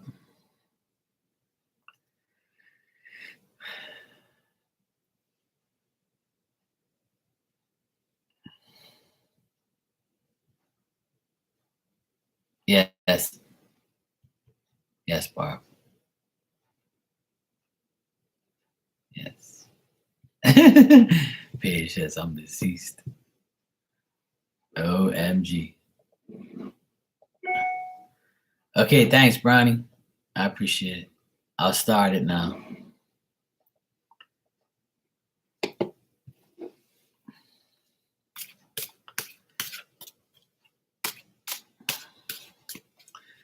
I like my shorties. That's what I like. I like my short women. If you're short and sexy, then that's my type.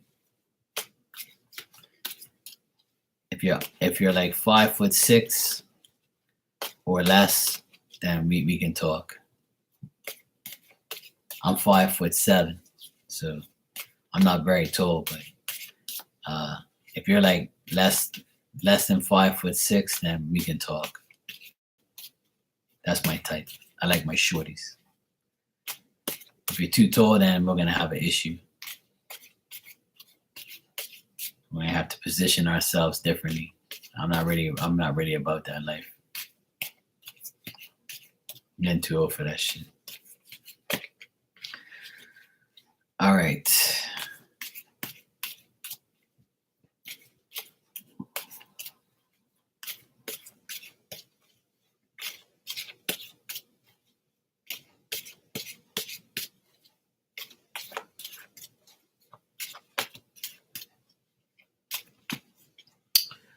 All right, Brownie.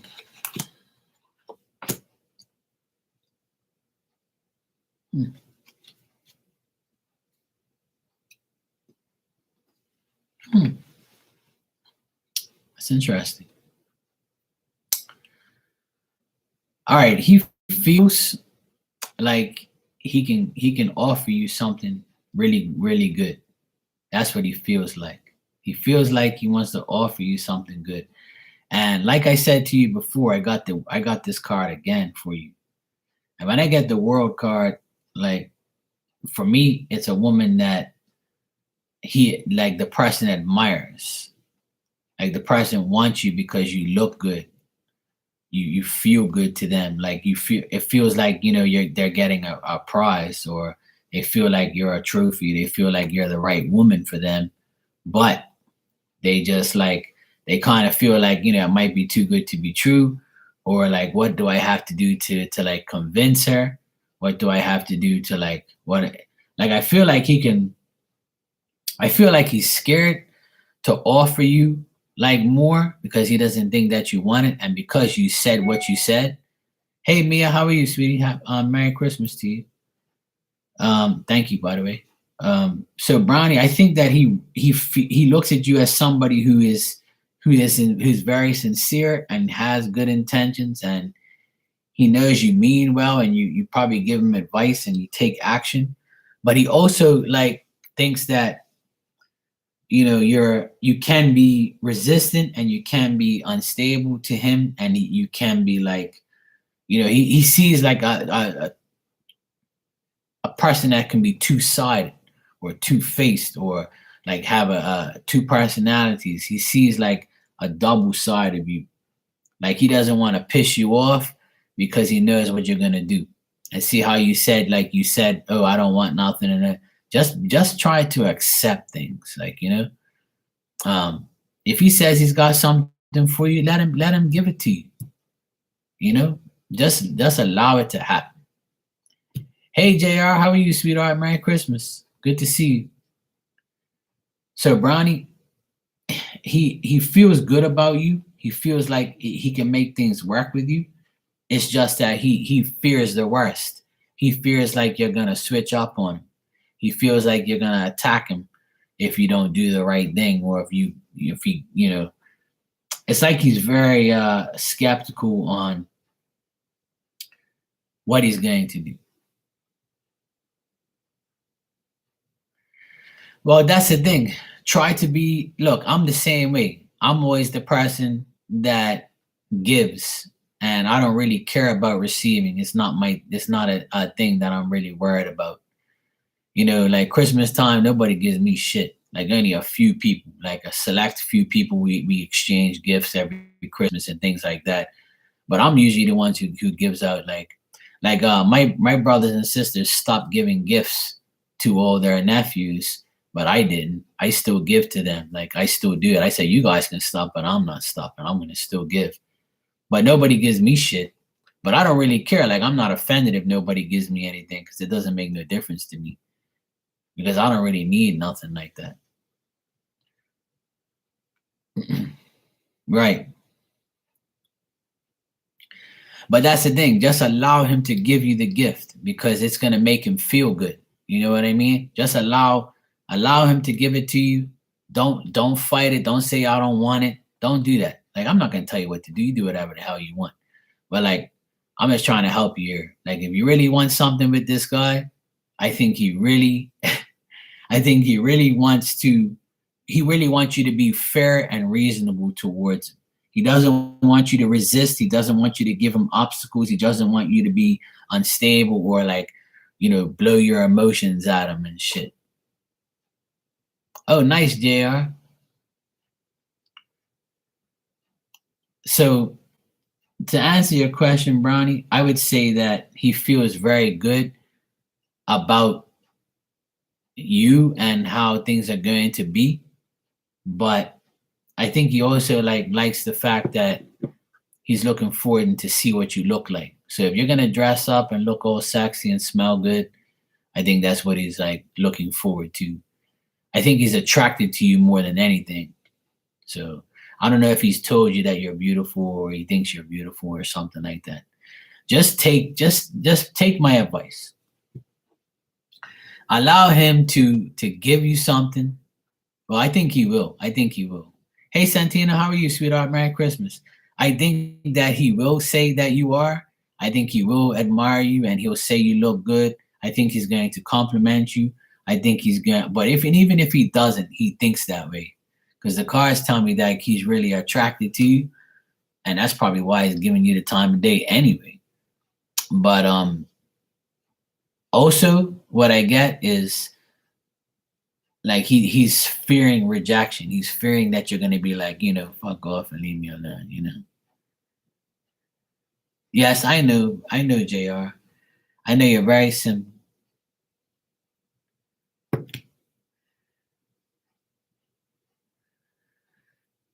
I gotta spread the Christmas cheer. Honestly, Bronny, I don't want to tell you what to do, but I think that you should accept his gift and accept the fact that he actually wants to try to show you who he really is by, some men have to like gift you things in order to show you how much they like you because that's the only way they know.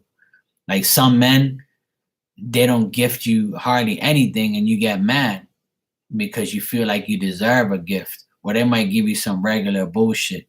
And some women will accept the littlest of things and it'll make them happy. But some women are like, "What the fuck's my Louis Vuitton purse for Christmas?" And you be like, "Who, Louis Vuitton? You better give me some damn coochie, woman. I know where the hell you been all my life." You got me? So like, he probably like thinks that you're gonna be kind of like resisting. So don't resist it. Just allow him to like be good to you. But like I said, you do whatever you want. It's your life. I'm not here to tell you what to do. I'm just giving you advice.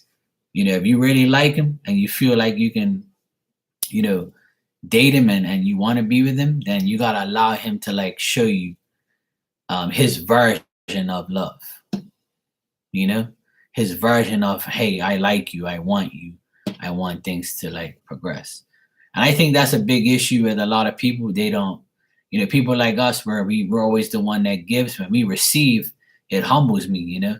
Like when I first got an Amazon wish list, I got so much gifts that I actually cried. Like I was like, I can't believe how many gifts I've gotten from all these people. This is ridiculous. Like I got like a shitload of gifts from everyone every year for my birthday, for Christmas.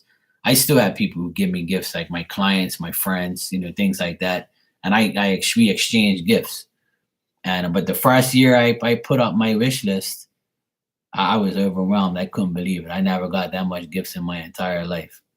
So like it's good because I didn't want to accept it because like I felt like I didn't want to do it, but everybody forced me to like get an Amazon wish list. And I just put a whole pile of shit up there that I like, and everybody bought like pretty much half the damn list.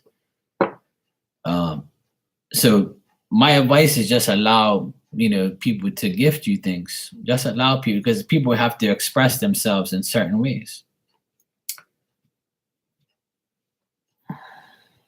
Yeah, exactly. So allow him to do his part and you can do your part. JR. Yeah, I know Louis Vuitton here. Yeah. I don't really, I've never bought Louis Vuitton for any woman because it's not the size or the value of the gift, it's the thought. Like if I'm dating somebody, right? If I was dating a woman, right? And we were together for like, 3 months and we started really like being heavy dating and we started, going up. I'm the type of guy I want to give my woman flowers every month. I'm giving her flowers. I'll spend like 20, 30, $40 on a bouquet of flowers and just give it to her and tell her I love her. Just doing that every month increases the trust, the love, the respect, and she's saying, "Fuck, at least he acknowledges me. He's better than my last idiot boyfriend who didn't do shit." And that's all that matters. And that's what some people like. Now, if she says, "Oh, I don't really like flowers, don't do that shit," then I buy her something else or get her something else or get her favorite chocolate or something or favorite cookies or whatever. Or if she just wanted D, then I'll just wrap my D up in a bow and let her unwrap it or some shit like that. It all depends on what her preferences is. So it is what it is. Yeah, there you the need for Jared. Hey, got Jared. Every kiss begins with K. All right, Mia, you can go ahead and ask your question, sweetheart. You're next. You're welcome, Brownie. No problem.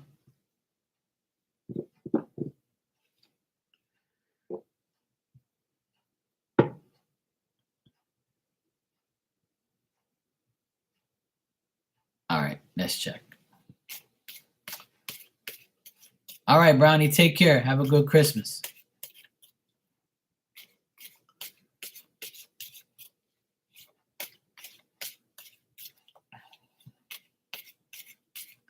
Thank you. I appreciate that. I will. All right. Mia, you said, has Jay completely let me go? Or is he going to come back?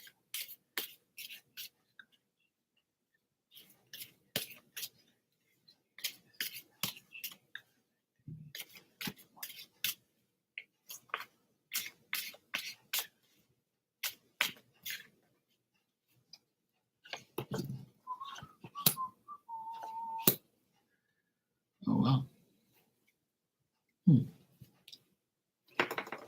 Okay. All right, Mia, I don't think Jay has completely let you go. And I think that he might be coming back. There's a good possibility he's coming back in the next 30 days.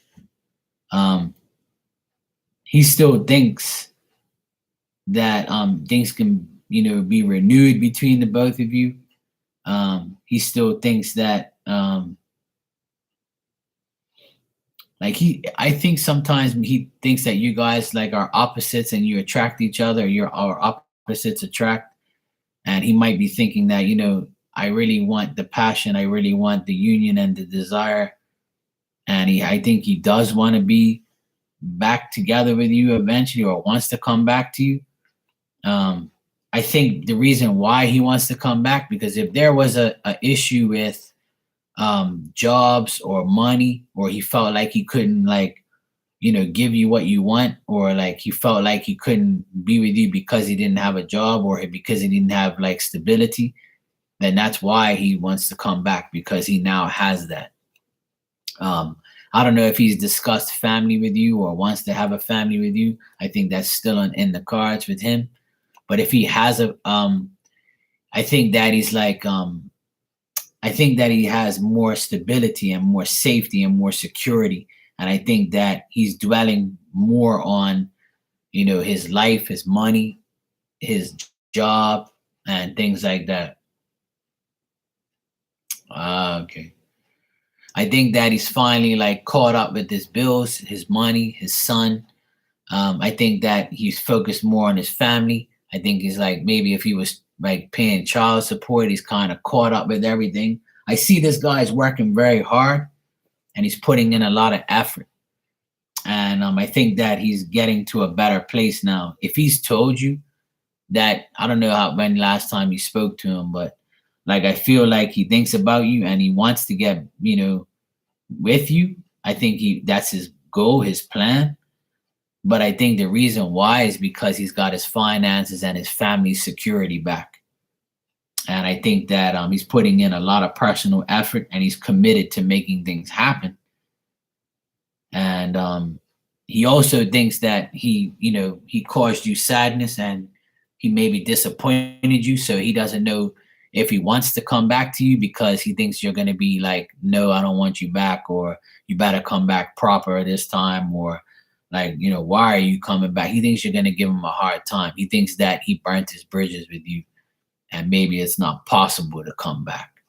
Or he thinks like you feel like disrespected, or you feel like you don't want, like he's like, okay, I hurt you, fuck you, like I don't want you back.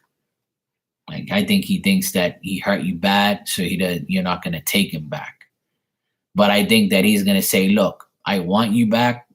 I still like care about you. I still love you. I still want you. Look, I've got my shit together. I'm sorted out my life, my bills, my money. Like I'm got a steady job. Like, now I can actually make time for you. Like I think that's gonna happen in the next 30 days. But it's up to you. Like it shows a woman like that's hurt. But it's like it's up to you to take him back. Or it's up to you to give him the time of day. And I think this bothers him because like he knows what he did to you. So he's like, fuck, I don't think Mia's gonna take me back. But I think his goal is to come back. But I think that, he's like kind of thinks that you don't want him back because he hurt you.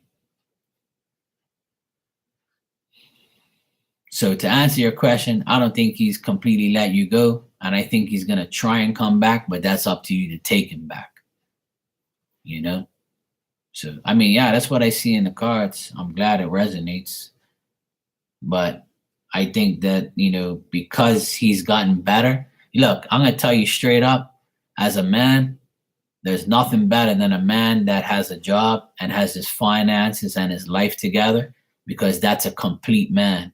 You don't want a broken guy. You don't want a guy who you got to pay for, who can't give you security, who can't give you, like the man's supposed to be the provider, the protector, the security, and I know feminists now say, oh, well, we can do it. Shut up, woman. You don't even know how we're talking about. If it wasn't for a man, you wouldn't have half the shit that you see and read and do and all that shit. So all these feminist, stupid women, they're retarded. They don't know what the fuck they're talking about.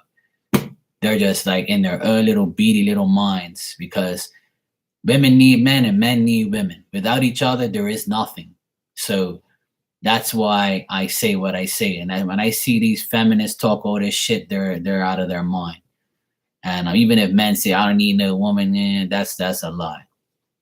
They're lying to themselves. They're devaluing people, which they forget what their mom and dad made. They made them. Dumbass. So yeah, this man, Mia, he I think he finally got his shit together. So I think that he'll like present himself differently to you. Yeah, exactly. That's a man. No scrubs. No scrubs. But sometimes being a complete man doesn't get you anywhere, because some, like, women are the nurturers, see, so women naturally tend to take on a man that's broken because they want to nurture them, they want to take care of them, they want to bring them back around, and thinking that man's going to do his part eventually. But when the man doesn't do their part within the time frame the woman gives him, then the man says, fuck you, I'm gone. And then the woman's left with, what the hell did I just do here? And vice versa. So there's a lot of give and take that should be dealt with, but unfortunately people don't understand that.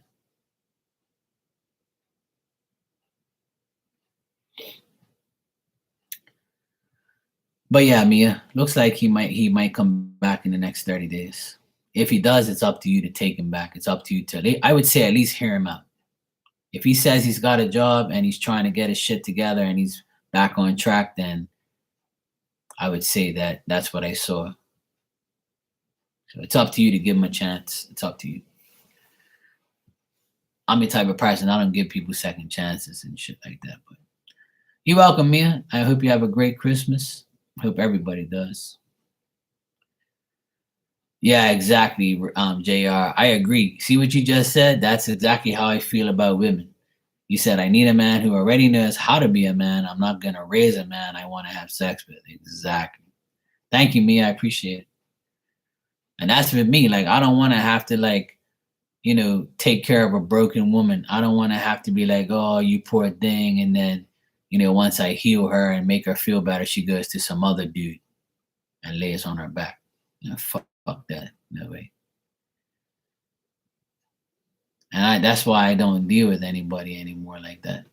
I want a woman that's complete, knows what she wants, loves me, cares about me, just like I care and love about her. And if I can't trust her, then I will never love her. But when I trust her and I see her trust and she proves her trust, because I know I can prove myself, but can she prove herself?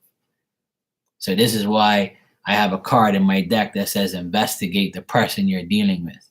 And there's nothing wrong with investigating someone you don't know.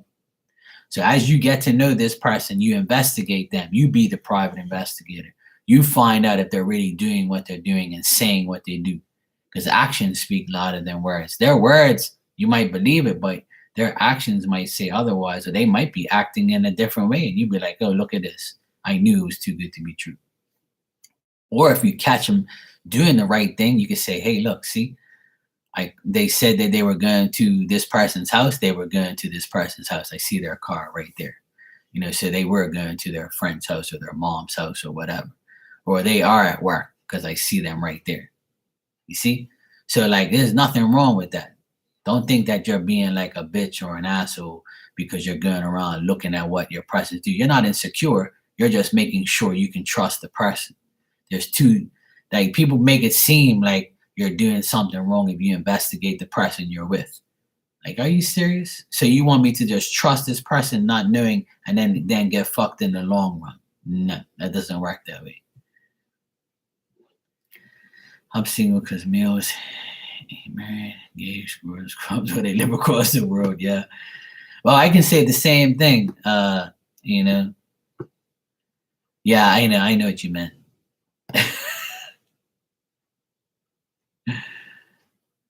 Well, that's the thing, there's someone, I believe, my personal belief is this: there's someone for everyone.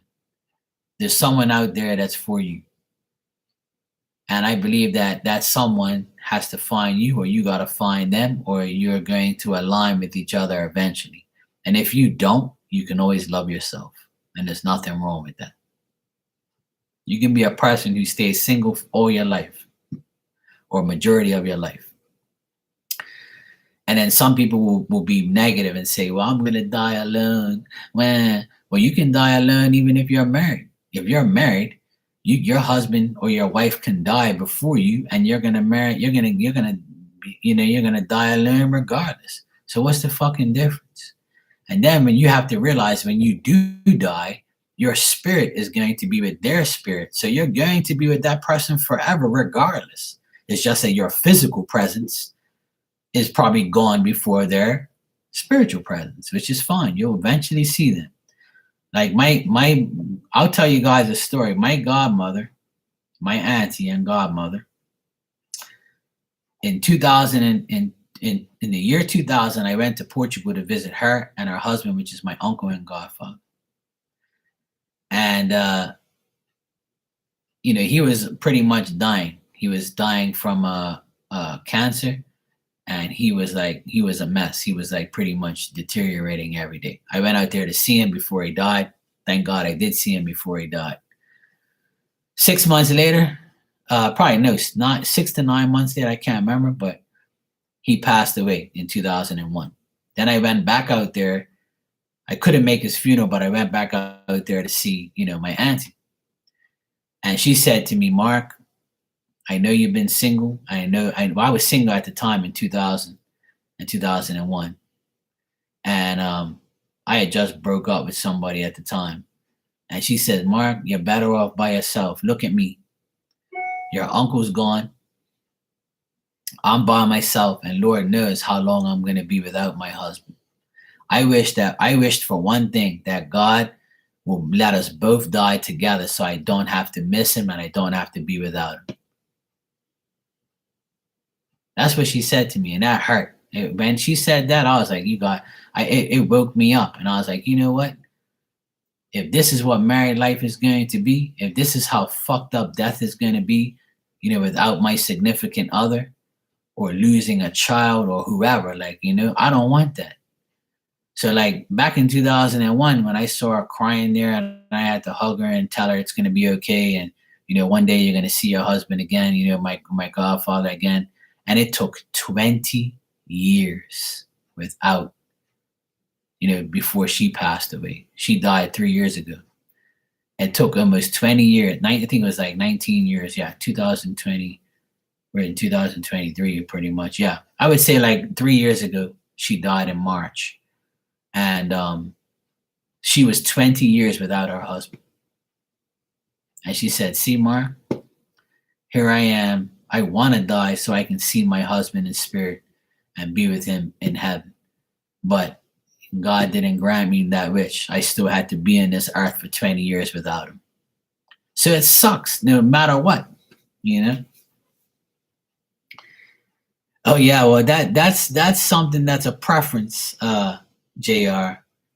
Poor little guy. And that's not their fault.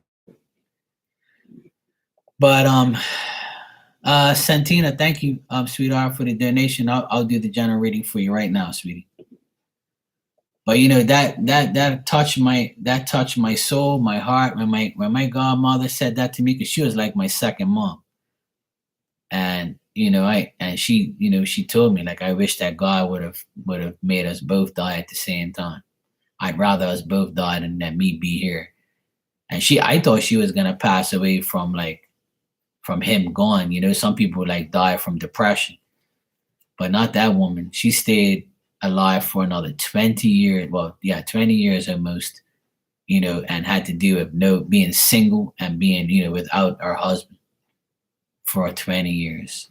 That sucks. And every time I always checked up on her.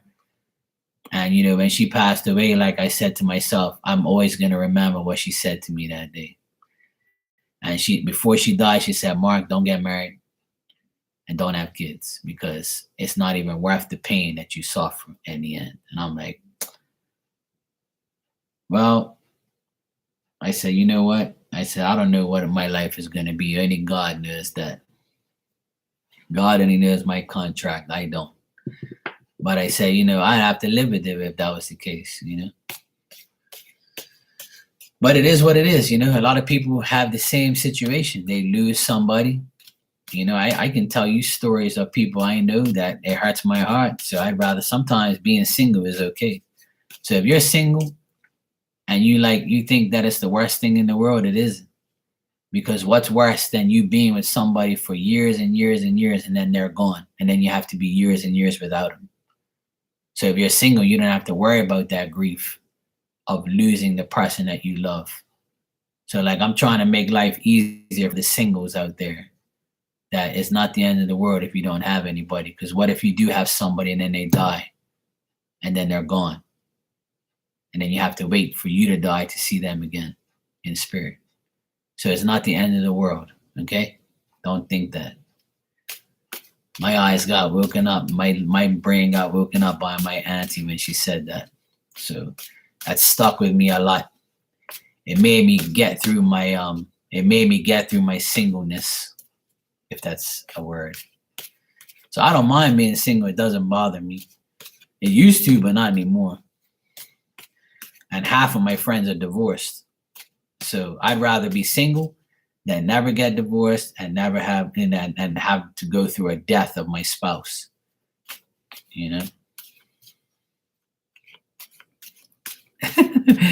Oh yeah, that Vic, you're not good. You're no good to JR then, because JR, yeah, single doesn't come with DC. JR wants it, she wants as big as you can. See, Becca came in here. She wants BBC.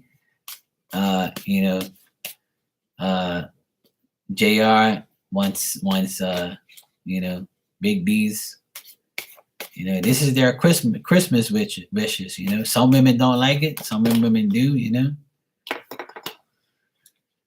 Tomorrow, Nina. Tomorrow I'm gonna have lunch with my whole family. And dinner time I'm gonna have dinner with my sister and my two nephews next door. So I'm gonna have dinner and lunch and dinner. Lunch, I'm gonna have turkey, ham, stuffing, mac and cheese, potatoes, all that good stuff. Dessert is bread pudding, cheesecake, and pumpkin pie. And then for dinner, I'm gonna have lobster. Hey, well, there you go. Or you can always pull out a fake one and they can't see.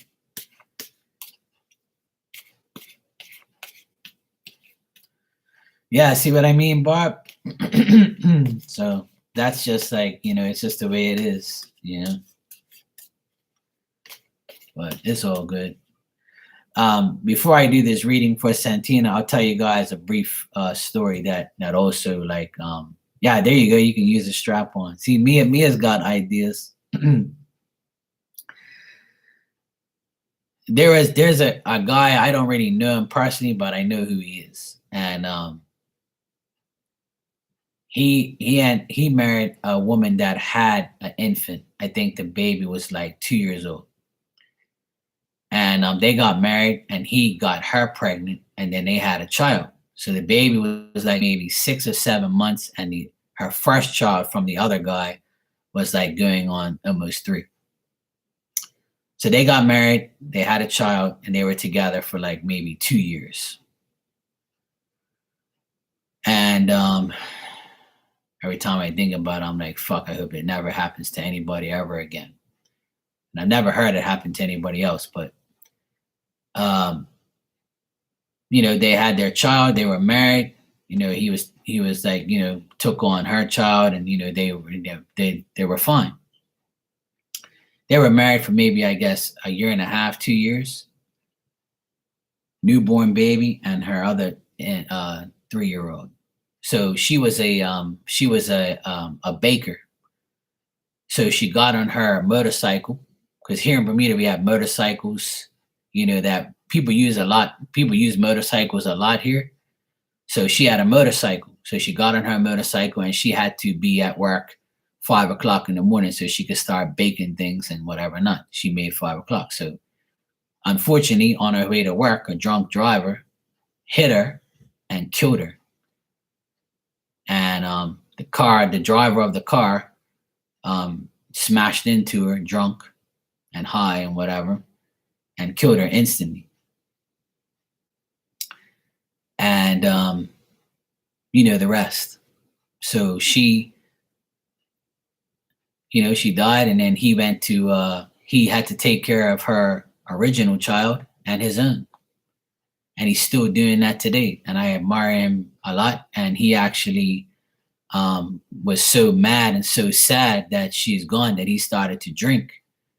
And he had to get help because he started to become drunk, and then he wouldn't, like, he didn't care anymore. He just wanted to die so he can be with his wife in heaven. So like that's the stories that I hear from people, and I know that's a true story.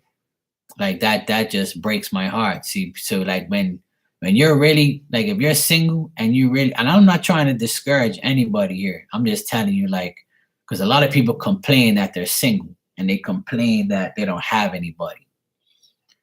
But you got to think of like what could happen and how these things happen.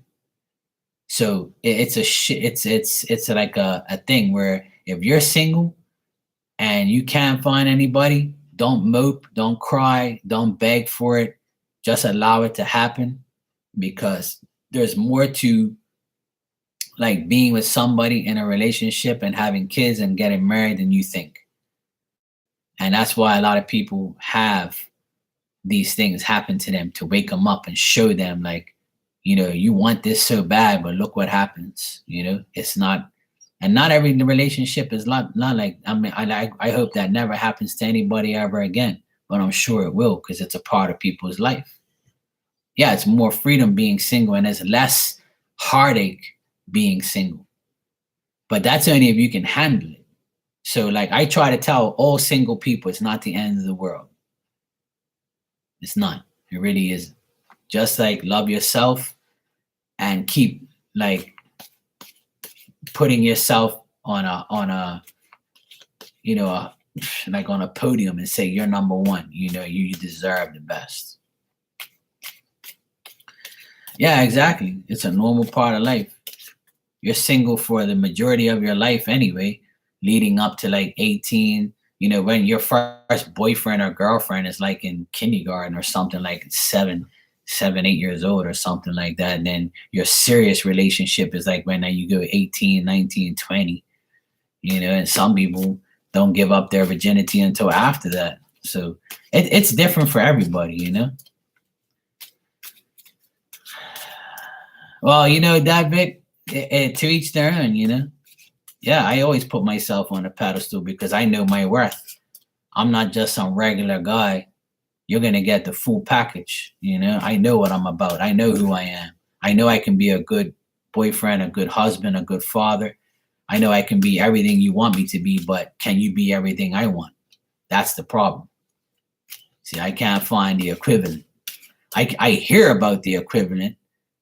I can see that you want to be the equivalent, but how long are you going to try and be the equivalent?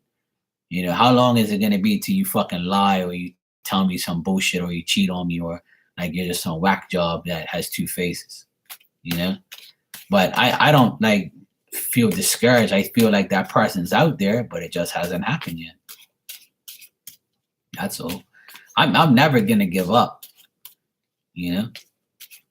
I'll always try and find the right one. But in the meantime, I'm working on myself every day and I'm staying naughty. Yeah, that's all. All right, Santina, let me do your reading. I'm sorry it took so long talking, but I feel like everybody needs to hear those stories. I don't like when people say, oh, I'm single and I've been single for a long time and it sucks and my life is ruined. Nobody wants me. It must be me. I must be fat. I must be too skinny. I must be too, this, too that. Like, I don't want people to like downgrade themselves. Like, I don't want people to say, oh, it must be me. Maybe it's my eyes. Maybe it's my hair. Maybe it's the way I act or, maybe my ass is too big or, I don't want people to like say shit like that because it's not, you're somebody's preference. You're somebody you're somebody's person. You just gotta allow yourself to be found. But in the meantime, you gotta put yourself on that pedestal. You gotta put yourself on that podium and say, I'm number one. I'm taking care of my fucking self. I know my worth. I know what I can bring to the table.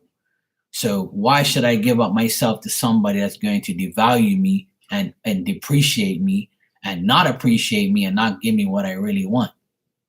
Why settle for less when you can settle for the best? And if it takes a long time, so be it. Who cares? His name is Jesus. People need Jesus, man. People need God. People need Jesus. I feel like next year, I feel like these last 2 years has made people spiritually open up because they need to realize that the devil's working really hard to take your soul. And if you let him, you're going to be soulless and you're going to be, in a bad place in your life. Yeah, exactly. Single and naughty is fun. Why not? Yeah, exactly, Nina. I agree.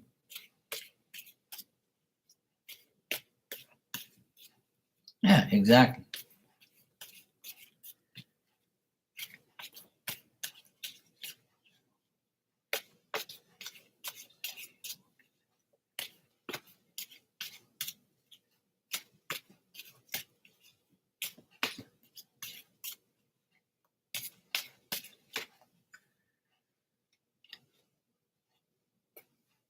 Yeah, see, there you go.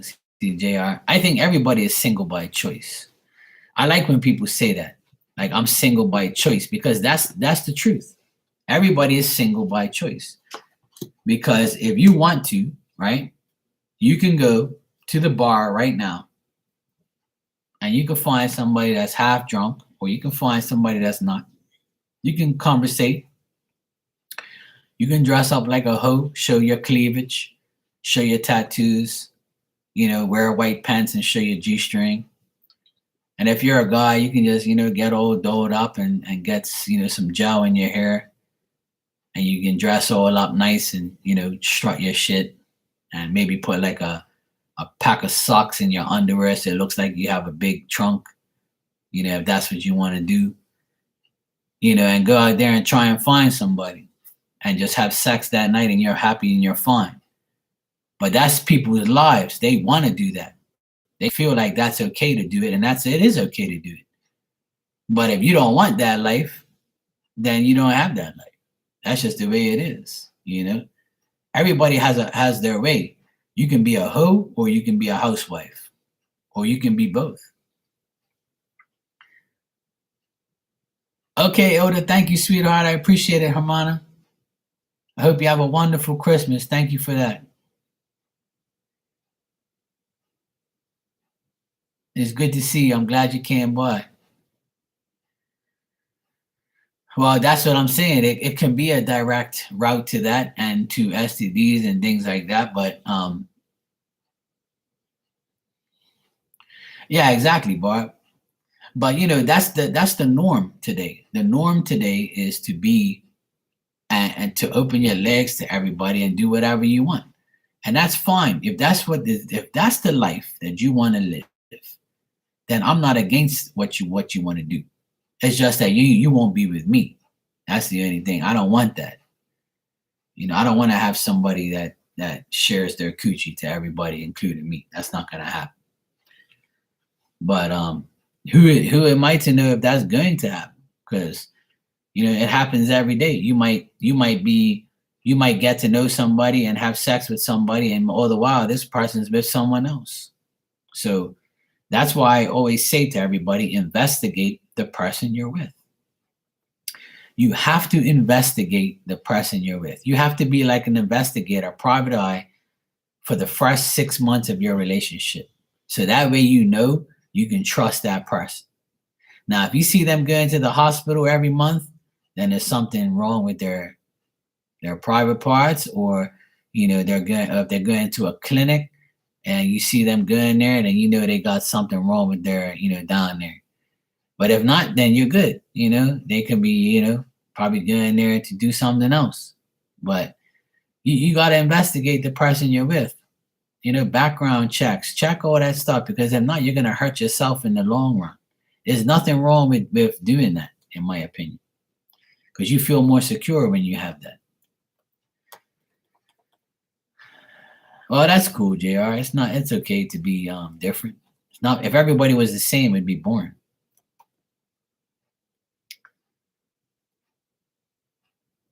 Yeah, exactly, Barb. Yeah, always a hoe, exactly. All right, Santina, in the next couple of days in general, I see that try not to make any mistakes, and try not to try not to have any disputes or differences over money or any type of opposition you have with other people. If you feel like you don't have any freedom, it's because somebody's lying to you. I feel like somebody's lying to you, and it could be a woman that's lying to you, and this woman's a liar, and I think that she's going to continue to lie to you about some relationship, or she's going to lie to you about being your friend when she's really not your friend. Somebody might tell you that they're ill, and they really aren't, or they're just saying they're ill not to deal with you, or not to prepare for, or have the lack of power that they face towards you. They might not want to face you. They might not want to prepare to see you. And they might say, hey, Santina, I'm sick. I can't come. I can't do this. I can't do that. So you might be getting lied to by a woman. Could be a young lady. And this person is going to lie to you also about partnerships or cooperations, or being cooperative, or understanding you, and things like that. Also, this could be like you not wanting to be in a relationship with a man. A man might be coming to you and say, hey, look, Santina, I really want to be with you. I really want to understand you. I want a friendship. I want to renew what we used to have. You might get somebody come back from the past to say, hey, look, I want to be with you. I miss you, Merry Christmas. Take this I take this gift, and, try and, butter you up and make you feel like, they like you and really they're lying to you. And they think that this person also might say, I know I can't go back to Santina because I lied to him and I treated him differently. And, I may have, fucked up so that she might not want me back. So she's going to tell me, look, I'm not dealing with you. You might have some delays around you with like certain things, especially like um, materialistic things. I just see like women around you that you might not be trusting. Could be people you work with, could be people that don't appreciate you, or people that just lie to you and make you, and that you see them make mistakes and you don't want to make the same ones. You know. There's gonna be some type of like understanding of this person or someone, and I still feel like somebody's coming back to like try and be your friend or wants to be your friend, and they're gonna try and come back in the next couple days to try and like partner up with you or try to like see where your head is at or see if you'll take them back. But I think that you're gonna be like, no. And if this is not a guy, this could be like a woman. This could be like a woman that's around you that wants to be your friend again, and you're like, oh hell no, this bitch is crazy. I don't want to deal with him. Or this also could be like your son's baby mom, like acting crazy and trying to like justify her relationship with your son, or justifying like how she is, or she's lying about her being in another relationship with someone else. So yeah. Well, I don't trust hardly anybody anyway either. I only trust my immediate family. Um, and I think everybody should be that way. Sometimes, you can't even trust family. Um, Try not to overdo things. Try not to like do too much, because I feel like you're a really good person and you do a lot of things for people. But try not to do too much for everyone, because they're not going to appreciate you. They're probably going to use you because you're a good person. And I get that vibe off of you, that you do a lot of things for people, or you want to do things for people and you're skeptical of doing it because they're not going to appreciate it, or they're going to like overdo it and you're going to be like, damn, like really, like you're rummy, you're rummy rugged here, like why? But like I feel like you can't trust women around you. There might be women at work that you don't trust, or there might be just women around you that are hating on you and then you can't trust them. But this other card here is like making me wonder, like somebody might like try to get you, to trust them, and you're like, nah, I already know you be an imposter. Like I don't want no part to you. No thanks. Yeah, exactly. So I think you're gonna continue to be skeptical in the next couple of days, and because people are trying to use you, and they're trying to use you for, money or like material things, and they're gonna like lie to you to get you to like, people lie to get what they want. So I feel like people will lie to you, especially women. So it could be numerous things there with women that you might have to deal with. You're welcome, sweetheart. No problem. I don't see nothing like extremely bad or good, but like it's just like there could be a specific person that's going to like, you're going to see right through them in the next 7 days. And you're going to be like, you got to be kidding me. Like, if you think I'm going to be cool with you, you got the next thing come. So just be aware of that and try not to overdo it. Try not to do too much.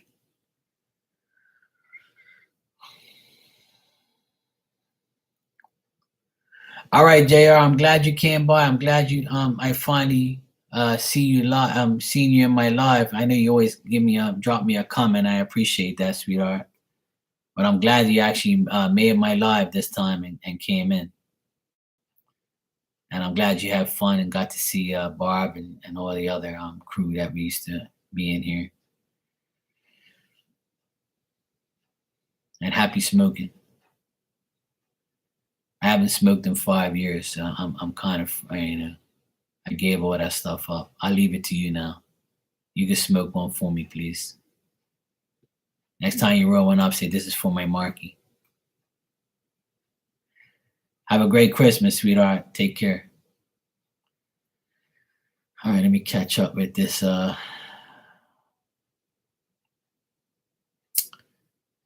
up with everybody's comments. Nobody, you said I did it.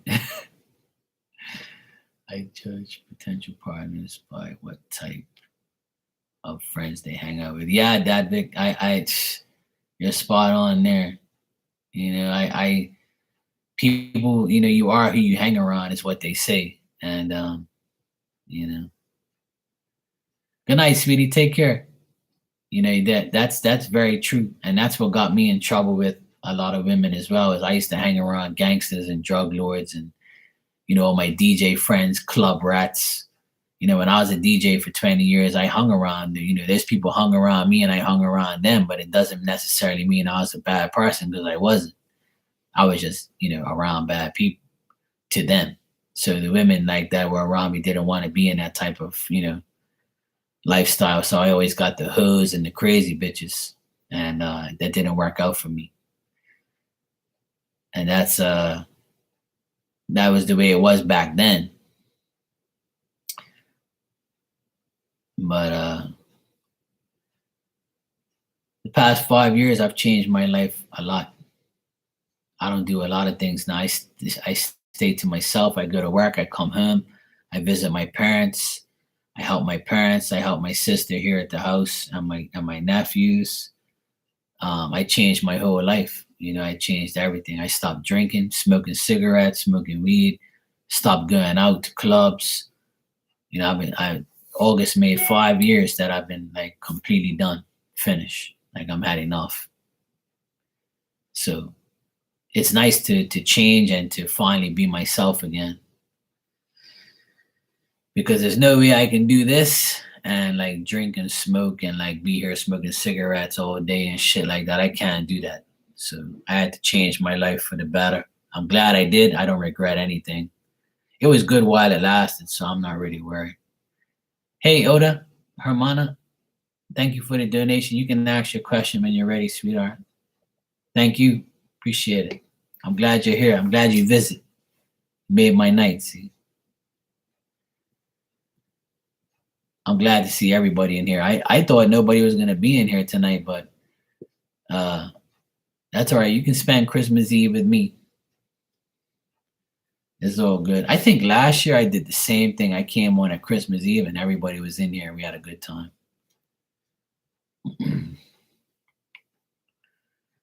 It's fun. I don't mind.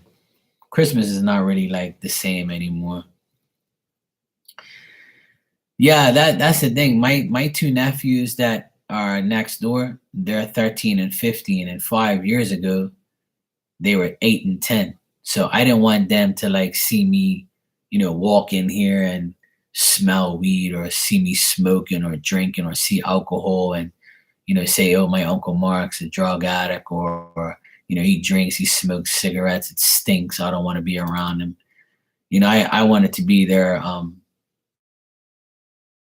role model and their go-to guy, and I am, and it made me happy. And they're not even my kids, but they're my nephews. And but I also did it for myself. Like I had enough. Like once I reached 40, I'm going 46 in February.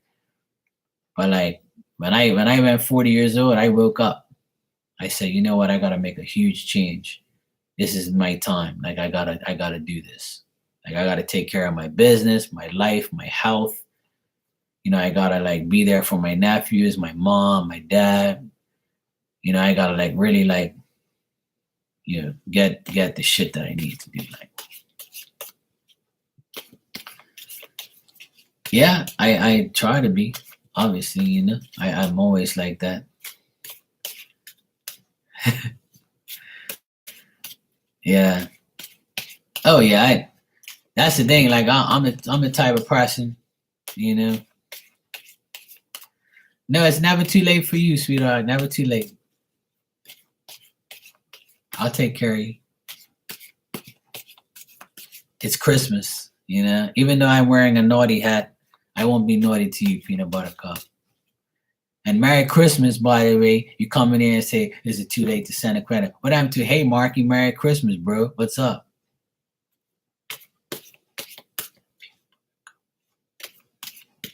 It's all right, though. It's all good. It's Christmas.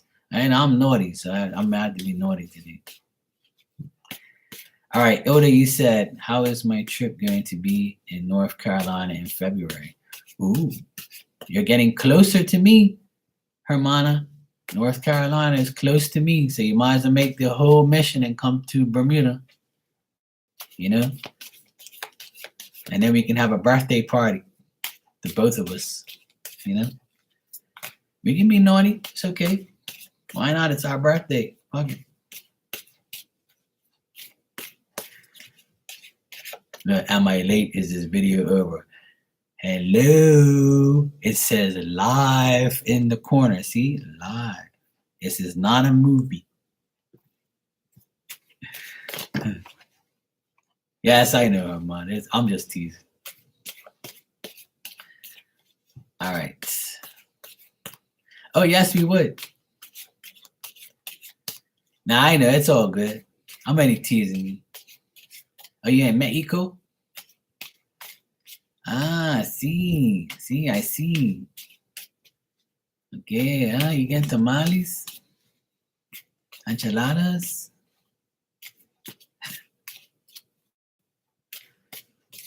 How about a burrito and a taco? My cousin's from Mexico. He was born and raised there. My buddy. No, I don't want you to come right now. You can't come here. No. You can't come to Bermuda. You got lost in the triangle. I can't have you getting lost in the triangle and send out signals and shit trying to find you. Where's Peanut Butter Cup? You come here, you're going to get lost in the damn triangle, and I'm going to have to find you and then send you back to wherever you're going. They say, are you responsible for this woman? I'm like, no, sir, I don't know who the hell she is. She said she knows you. I was like, look, I don't know who she is. I have no idea who she is. Don't get me involved in that.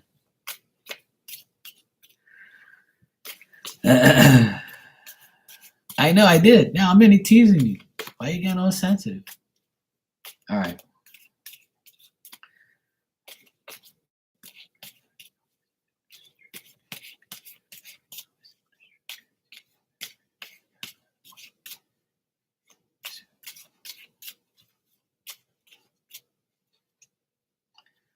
I did. See that. Now you're getting sensitive. Well, Hermana, you're going to have a great trip. If you're going to see family and friends, you're going to have a safe trip. It's going to be very secure. If you're going to see like your ancestors or family, it's going to be even better. If you're going to see people that are like family, then it's going to be really good. I feel like you're going to put a lot of personal effort into it. I think that whatever task that you deal with, you're going to commit to it. Friends and business, okay, great. Then business is going to be great because I got 10 of Pentacles, 8 of Pentacles, and Queen of Pentacles, all Pentacles. So it's all business, all good stuff. You're going to get rewards from this. I think you're going to succeed a lot in this. And I think people are going to really take to you being the Aquarius queen that you are. You're going to, people are going to look at you as a person that brings security, magnificent, grace. They're going to look at you as a person who's very generous, noble, experienced, a person who comes across as, hey, this woman knows her shit. This woman knows what she's doing. So, and if you're dealing with a woman that's of a higher ranking than you, and she like organized this, then she could be like the Queen of Pentacles that says to you, hey, Ilda, you did a wonderful job. You did a great job. I'm so proud of you. I'm glad that you're doing a good job at the work. You're a great friend. I consider you family. I see a lot of like good things, like experience. Like if you're like one of the most experienced people in the room, then people are going to take to you. Now, if there's another woman there that's very experienced, you're going to learn from her, or the both of you are going to like click. And I think it's going to be a wonderful trip. I got all good things, all good things. I have nothing bad to say.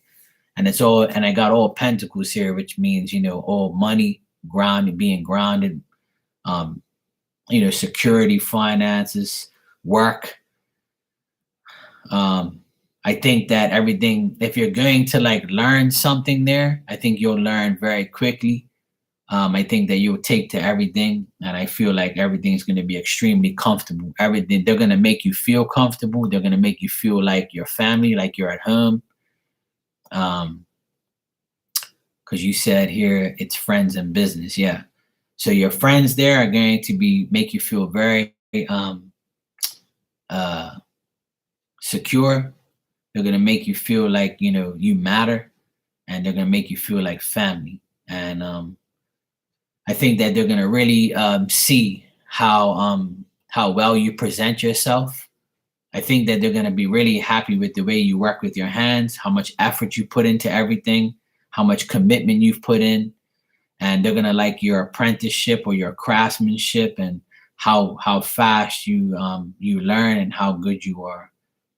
So I have nothing bad here and nothing bad at all, Ilda. I think it's probably gonna be one of the best trips ever for you. I'm happy to give you this reading. You deserve it. You deserve it, Hermana. You know that. And it's the next year is Aquarius's like big year, And leading into March when Pluto goes, I'm not an astrologer, I'm an astrologer. But as far as I know, like Pluto is going into our sign for the next 20 years. So like it's going to change everything for us. Things are going to change, like travel. We're going to be traveling more. We're going to be doing more. Everything's going to change, Everything's going to be better than it has been in the past. Because, us Aquarians, we make shit happen. But apparently it's going to be a really good year for us. You're welcome, Hermana, and you deserve it. And thank you, too. I appreciate you coming in here and seeing me and coming to me always. And I appreciate the gift. Yes, it's awesome. I see good things. Oh, Peanut Butter Cup, you gave me the finger. You sent for a question and told me I'm number one. Gee, thank you. Thank you, sweetheart. You're so nice. No, you did it right the first time. You told me I'm number one. See, when you put up your middle finger, it means I'm number one. Thanks. I appreciate it. Yeah, it's going to be good, Hermana. It's going to be very good for you. I got nothing but good cards here, good things. So that makes me feel happy too, because you're an Aquarius, see. So for me to see that, and you said in February you're going, so like this all makes sense because I've been getting like good readings and good vibes too, and they've been saying online that the astrology people are saying that Aquariuses are gonna have like a good year and and we're still in the age of Aquarius too, so things are gonna be really good for us.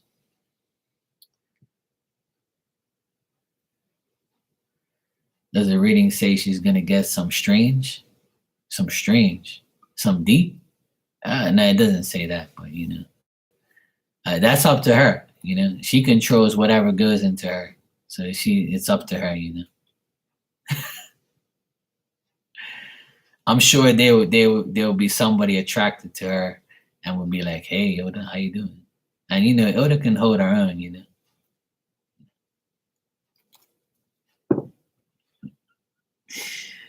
Oh man, she's always open to that.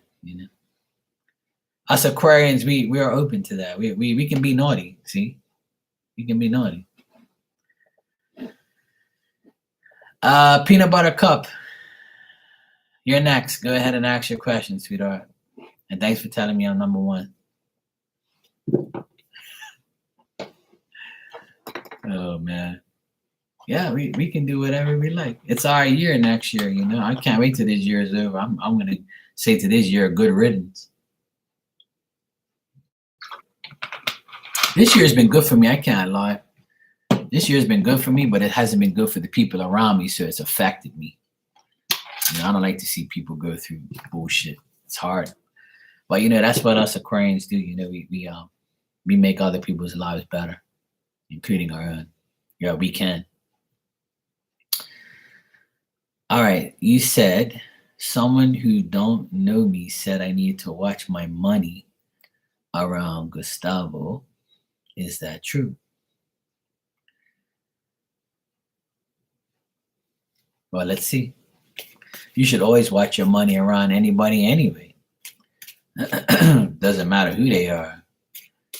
You should never like give anybody money, especially if you don't really know them. You shouldn't be giving no money anyway, unless you're selling the coochie or something. I couldn't believe it. My friend told me that my friend came here yesterday to come see me and help me on my generator. And we were talking about, certain women, and he told me that a woman that I know very well was selling herself. And I was like, you gotta be fucking kidding me. I said, you're serious, bro? She was selling herself? And he was like, yeah, man, I'm dead serious. And I was like, no wonder she was trying to like be all friendly with me. She was probably trying to hint, buy my coochie. I wouldn't have bought her coochie if she was the last coochie to buy. I was like, no, hell no. He was laughing like crazy. He was like, yeah, man, she needs some money. I'm like, no, bro, I don't deal with that. No thanks. I'll pass. We were cracking up. I mean, it's not funny, but I just think it's like, it's weird how people and like they're doing that shit.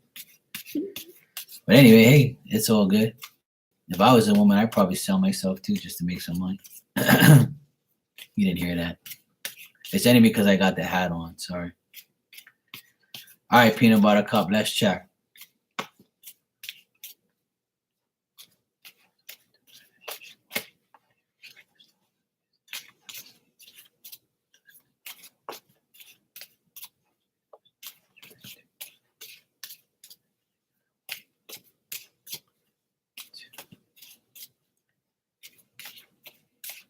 Hey, kids, how you doing? Happy holidays. Merry Christmas to you.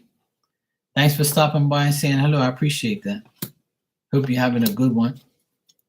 We're going to. You're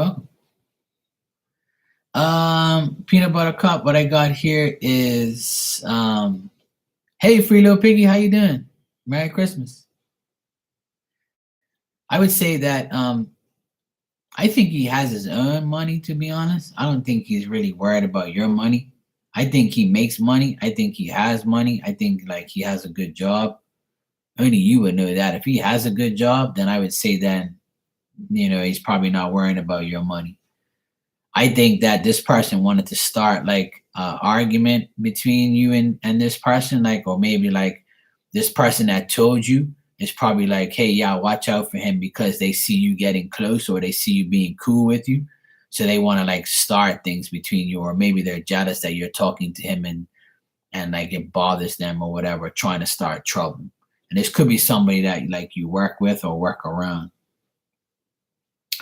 But I would say that I would say like, he's not really worried about your money or anything. I think he has his own, and I think that he's perfectly fine with what he has. Yeah. Yeah, I don't see that that's true. I think that I get that he has his own money. He don't need yours. But like, it depends on what you mean by somebody who don't know me says I need to watch my money around him. But like that doesn't make any sense because I don't see that here. I don't see that he needs your money or you have to watch your money around him. I think that he's very successful. He works, he negotiates, he's victorious when it comes to money. I think he's a good business person. Like I think he's like,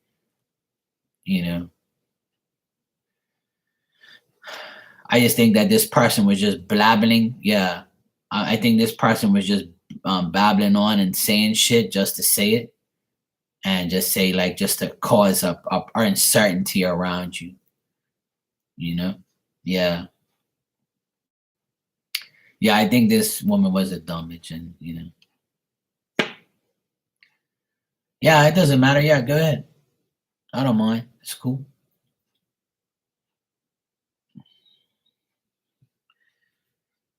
Yeah, this person has like work and money, so that's the last thing on their mind to deal with, to be honest. I don't get that. Well, that's what it is. It's people that are trying to like, make you mad because they see you happy around that person, or like they must have found out you were around them and then say, hey, y'all watch the, Nobody has anything good to say, but whatever.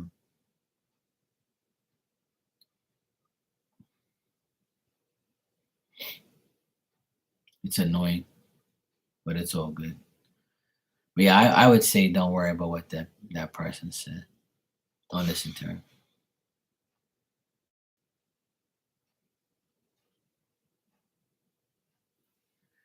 Probably a little bit of both.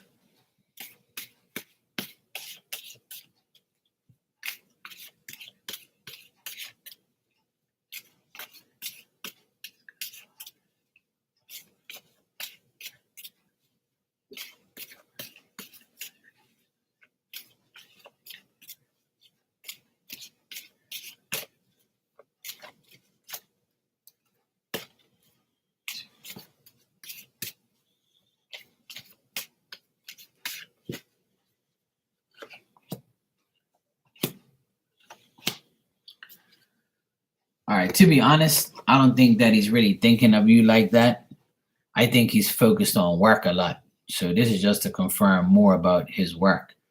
Um, he kind of like, I don't think that he thinks about you as much as you think about him. To be honest, I think that he um, is more focused on his work. I don't think that he has like serious feelings for you where he thinks about you like that.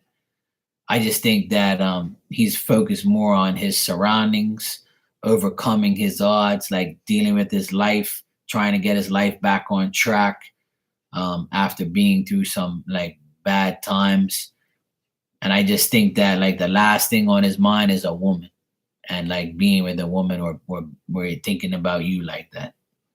So I would say no, he's not really thinking about you like that. No. I just get a lot of work stuff here, a lot of work, a lot of like trying to get over another woman that he dealt with that he's had a violent temper with or he's had obstacles with. And he's like, he doesn't want to self destruct and be with another woman that's going to make him like lose. I think you said that he had a divorce with somebody or something. So I think that that's still haunting him right now, to be honest. And I think that he's like slowly trying to get himself back on track. And I think that he's getting more work and he's focused a lot on his work and not on any woman at all. So being honest, I think it's just you being drunk and thinking of wanting his D and wanting him, but I don't think he's thinking about you at all, you know, to be honest, which is fine. He's just focused on his work. That's all. He's a man on a mission. He's focused on work. And like I said, like if there is no energy exchange between you and him every day, then how can he be thinking about you? You know what I mean? Like so that's like the thing. If you're talking to him every day, then that's different. Then there's obviously going to be thinking and you know uh you know feelings. But if there isn't anything, then there is nothing. Well, if you keep saying that, then it's going to be that way. But I'm sure in Mexico, there's a lot of hombres that's going to look at you and say, "Oh, mamacita, bonita." Put yourself out there, yo. Have fun. There's probably like a nice Hispanic sexy guy that's waiting to be with you. You just gotta like, go out and have some fun. Don't be crazy, obviously. Don't be naughty. But no, it's not you're wanting it too much. See, that's the problem. When you want it too much, it doesn't happen. You gotta let go and let God deal with it. And if you're doing something you're not supposed to be doing, then it's probably not gonna come to you like say these things.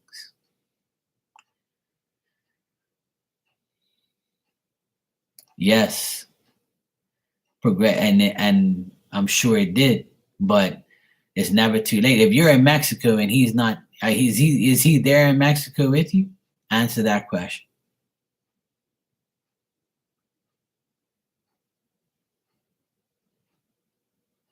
Yes, I understand that, but you're not listening to me. You just told me you're in Mexico. Is he in Mexico too?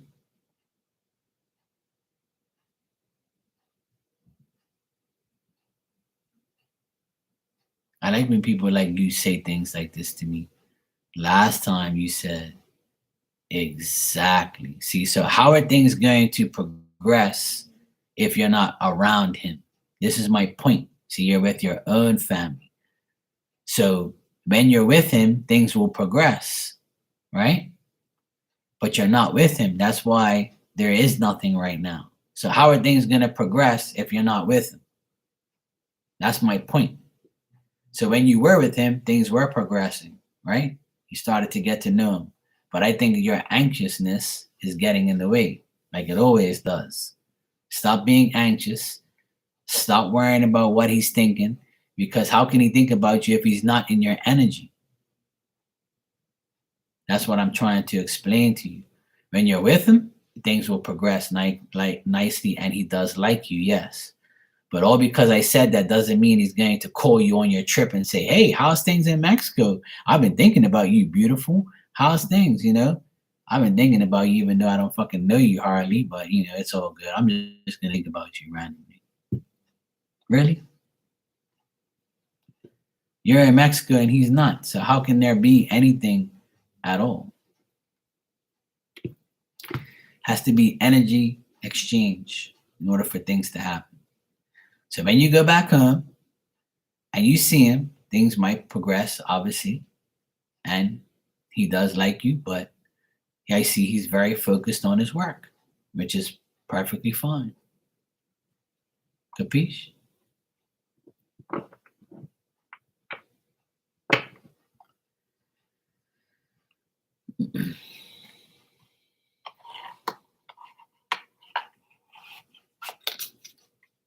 Enjoy your family and enjoy your vacation. Don't worry about Gustavo. You worry about Gustavo when you see him in real life.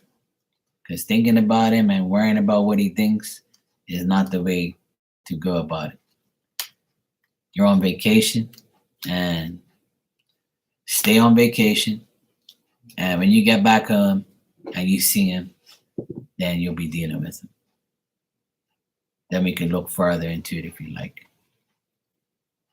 Understand? You don't understand. All right, I'm gonna get out of here and go to my bed.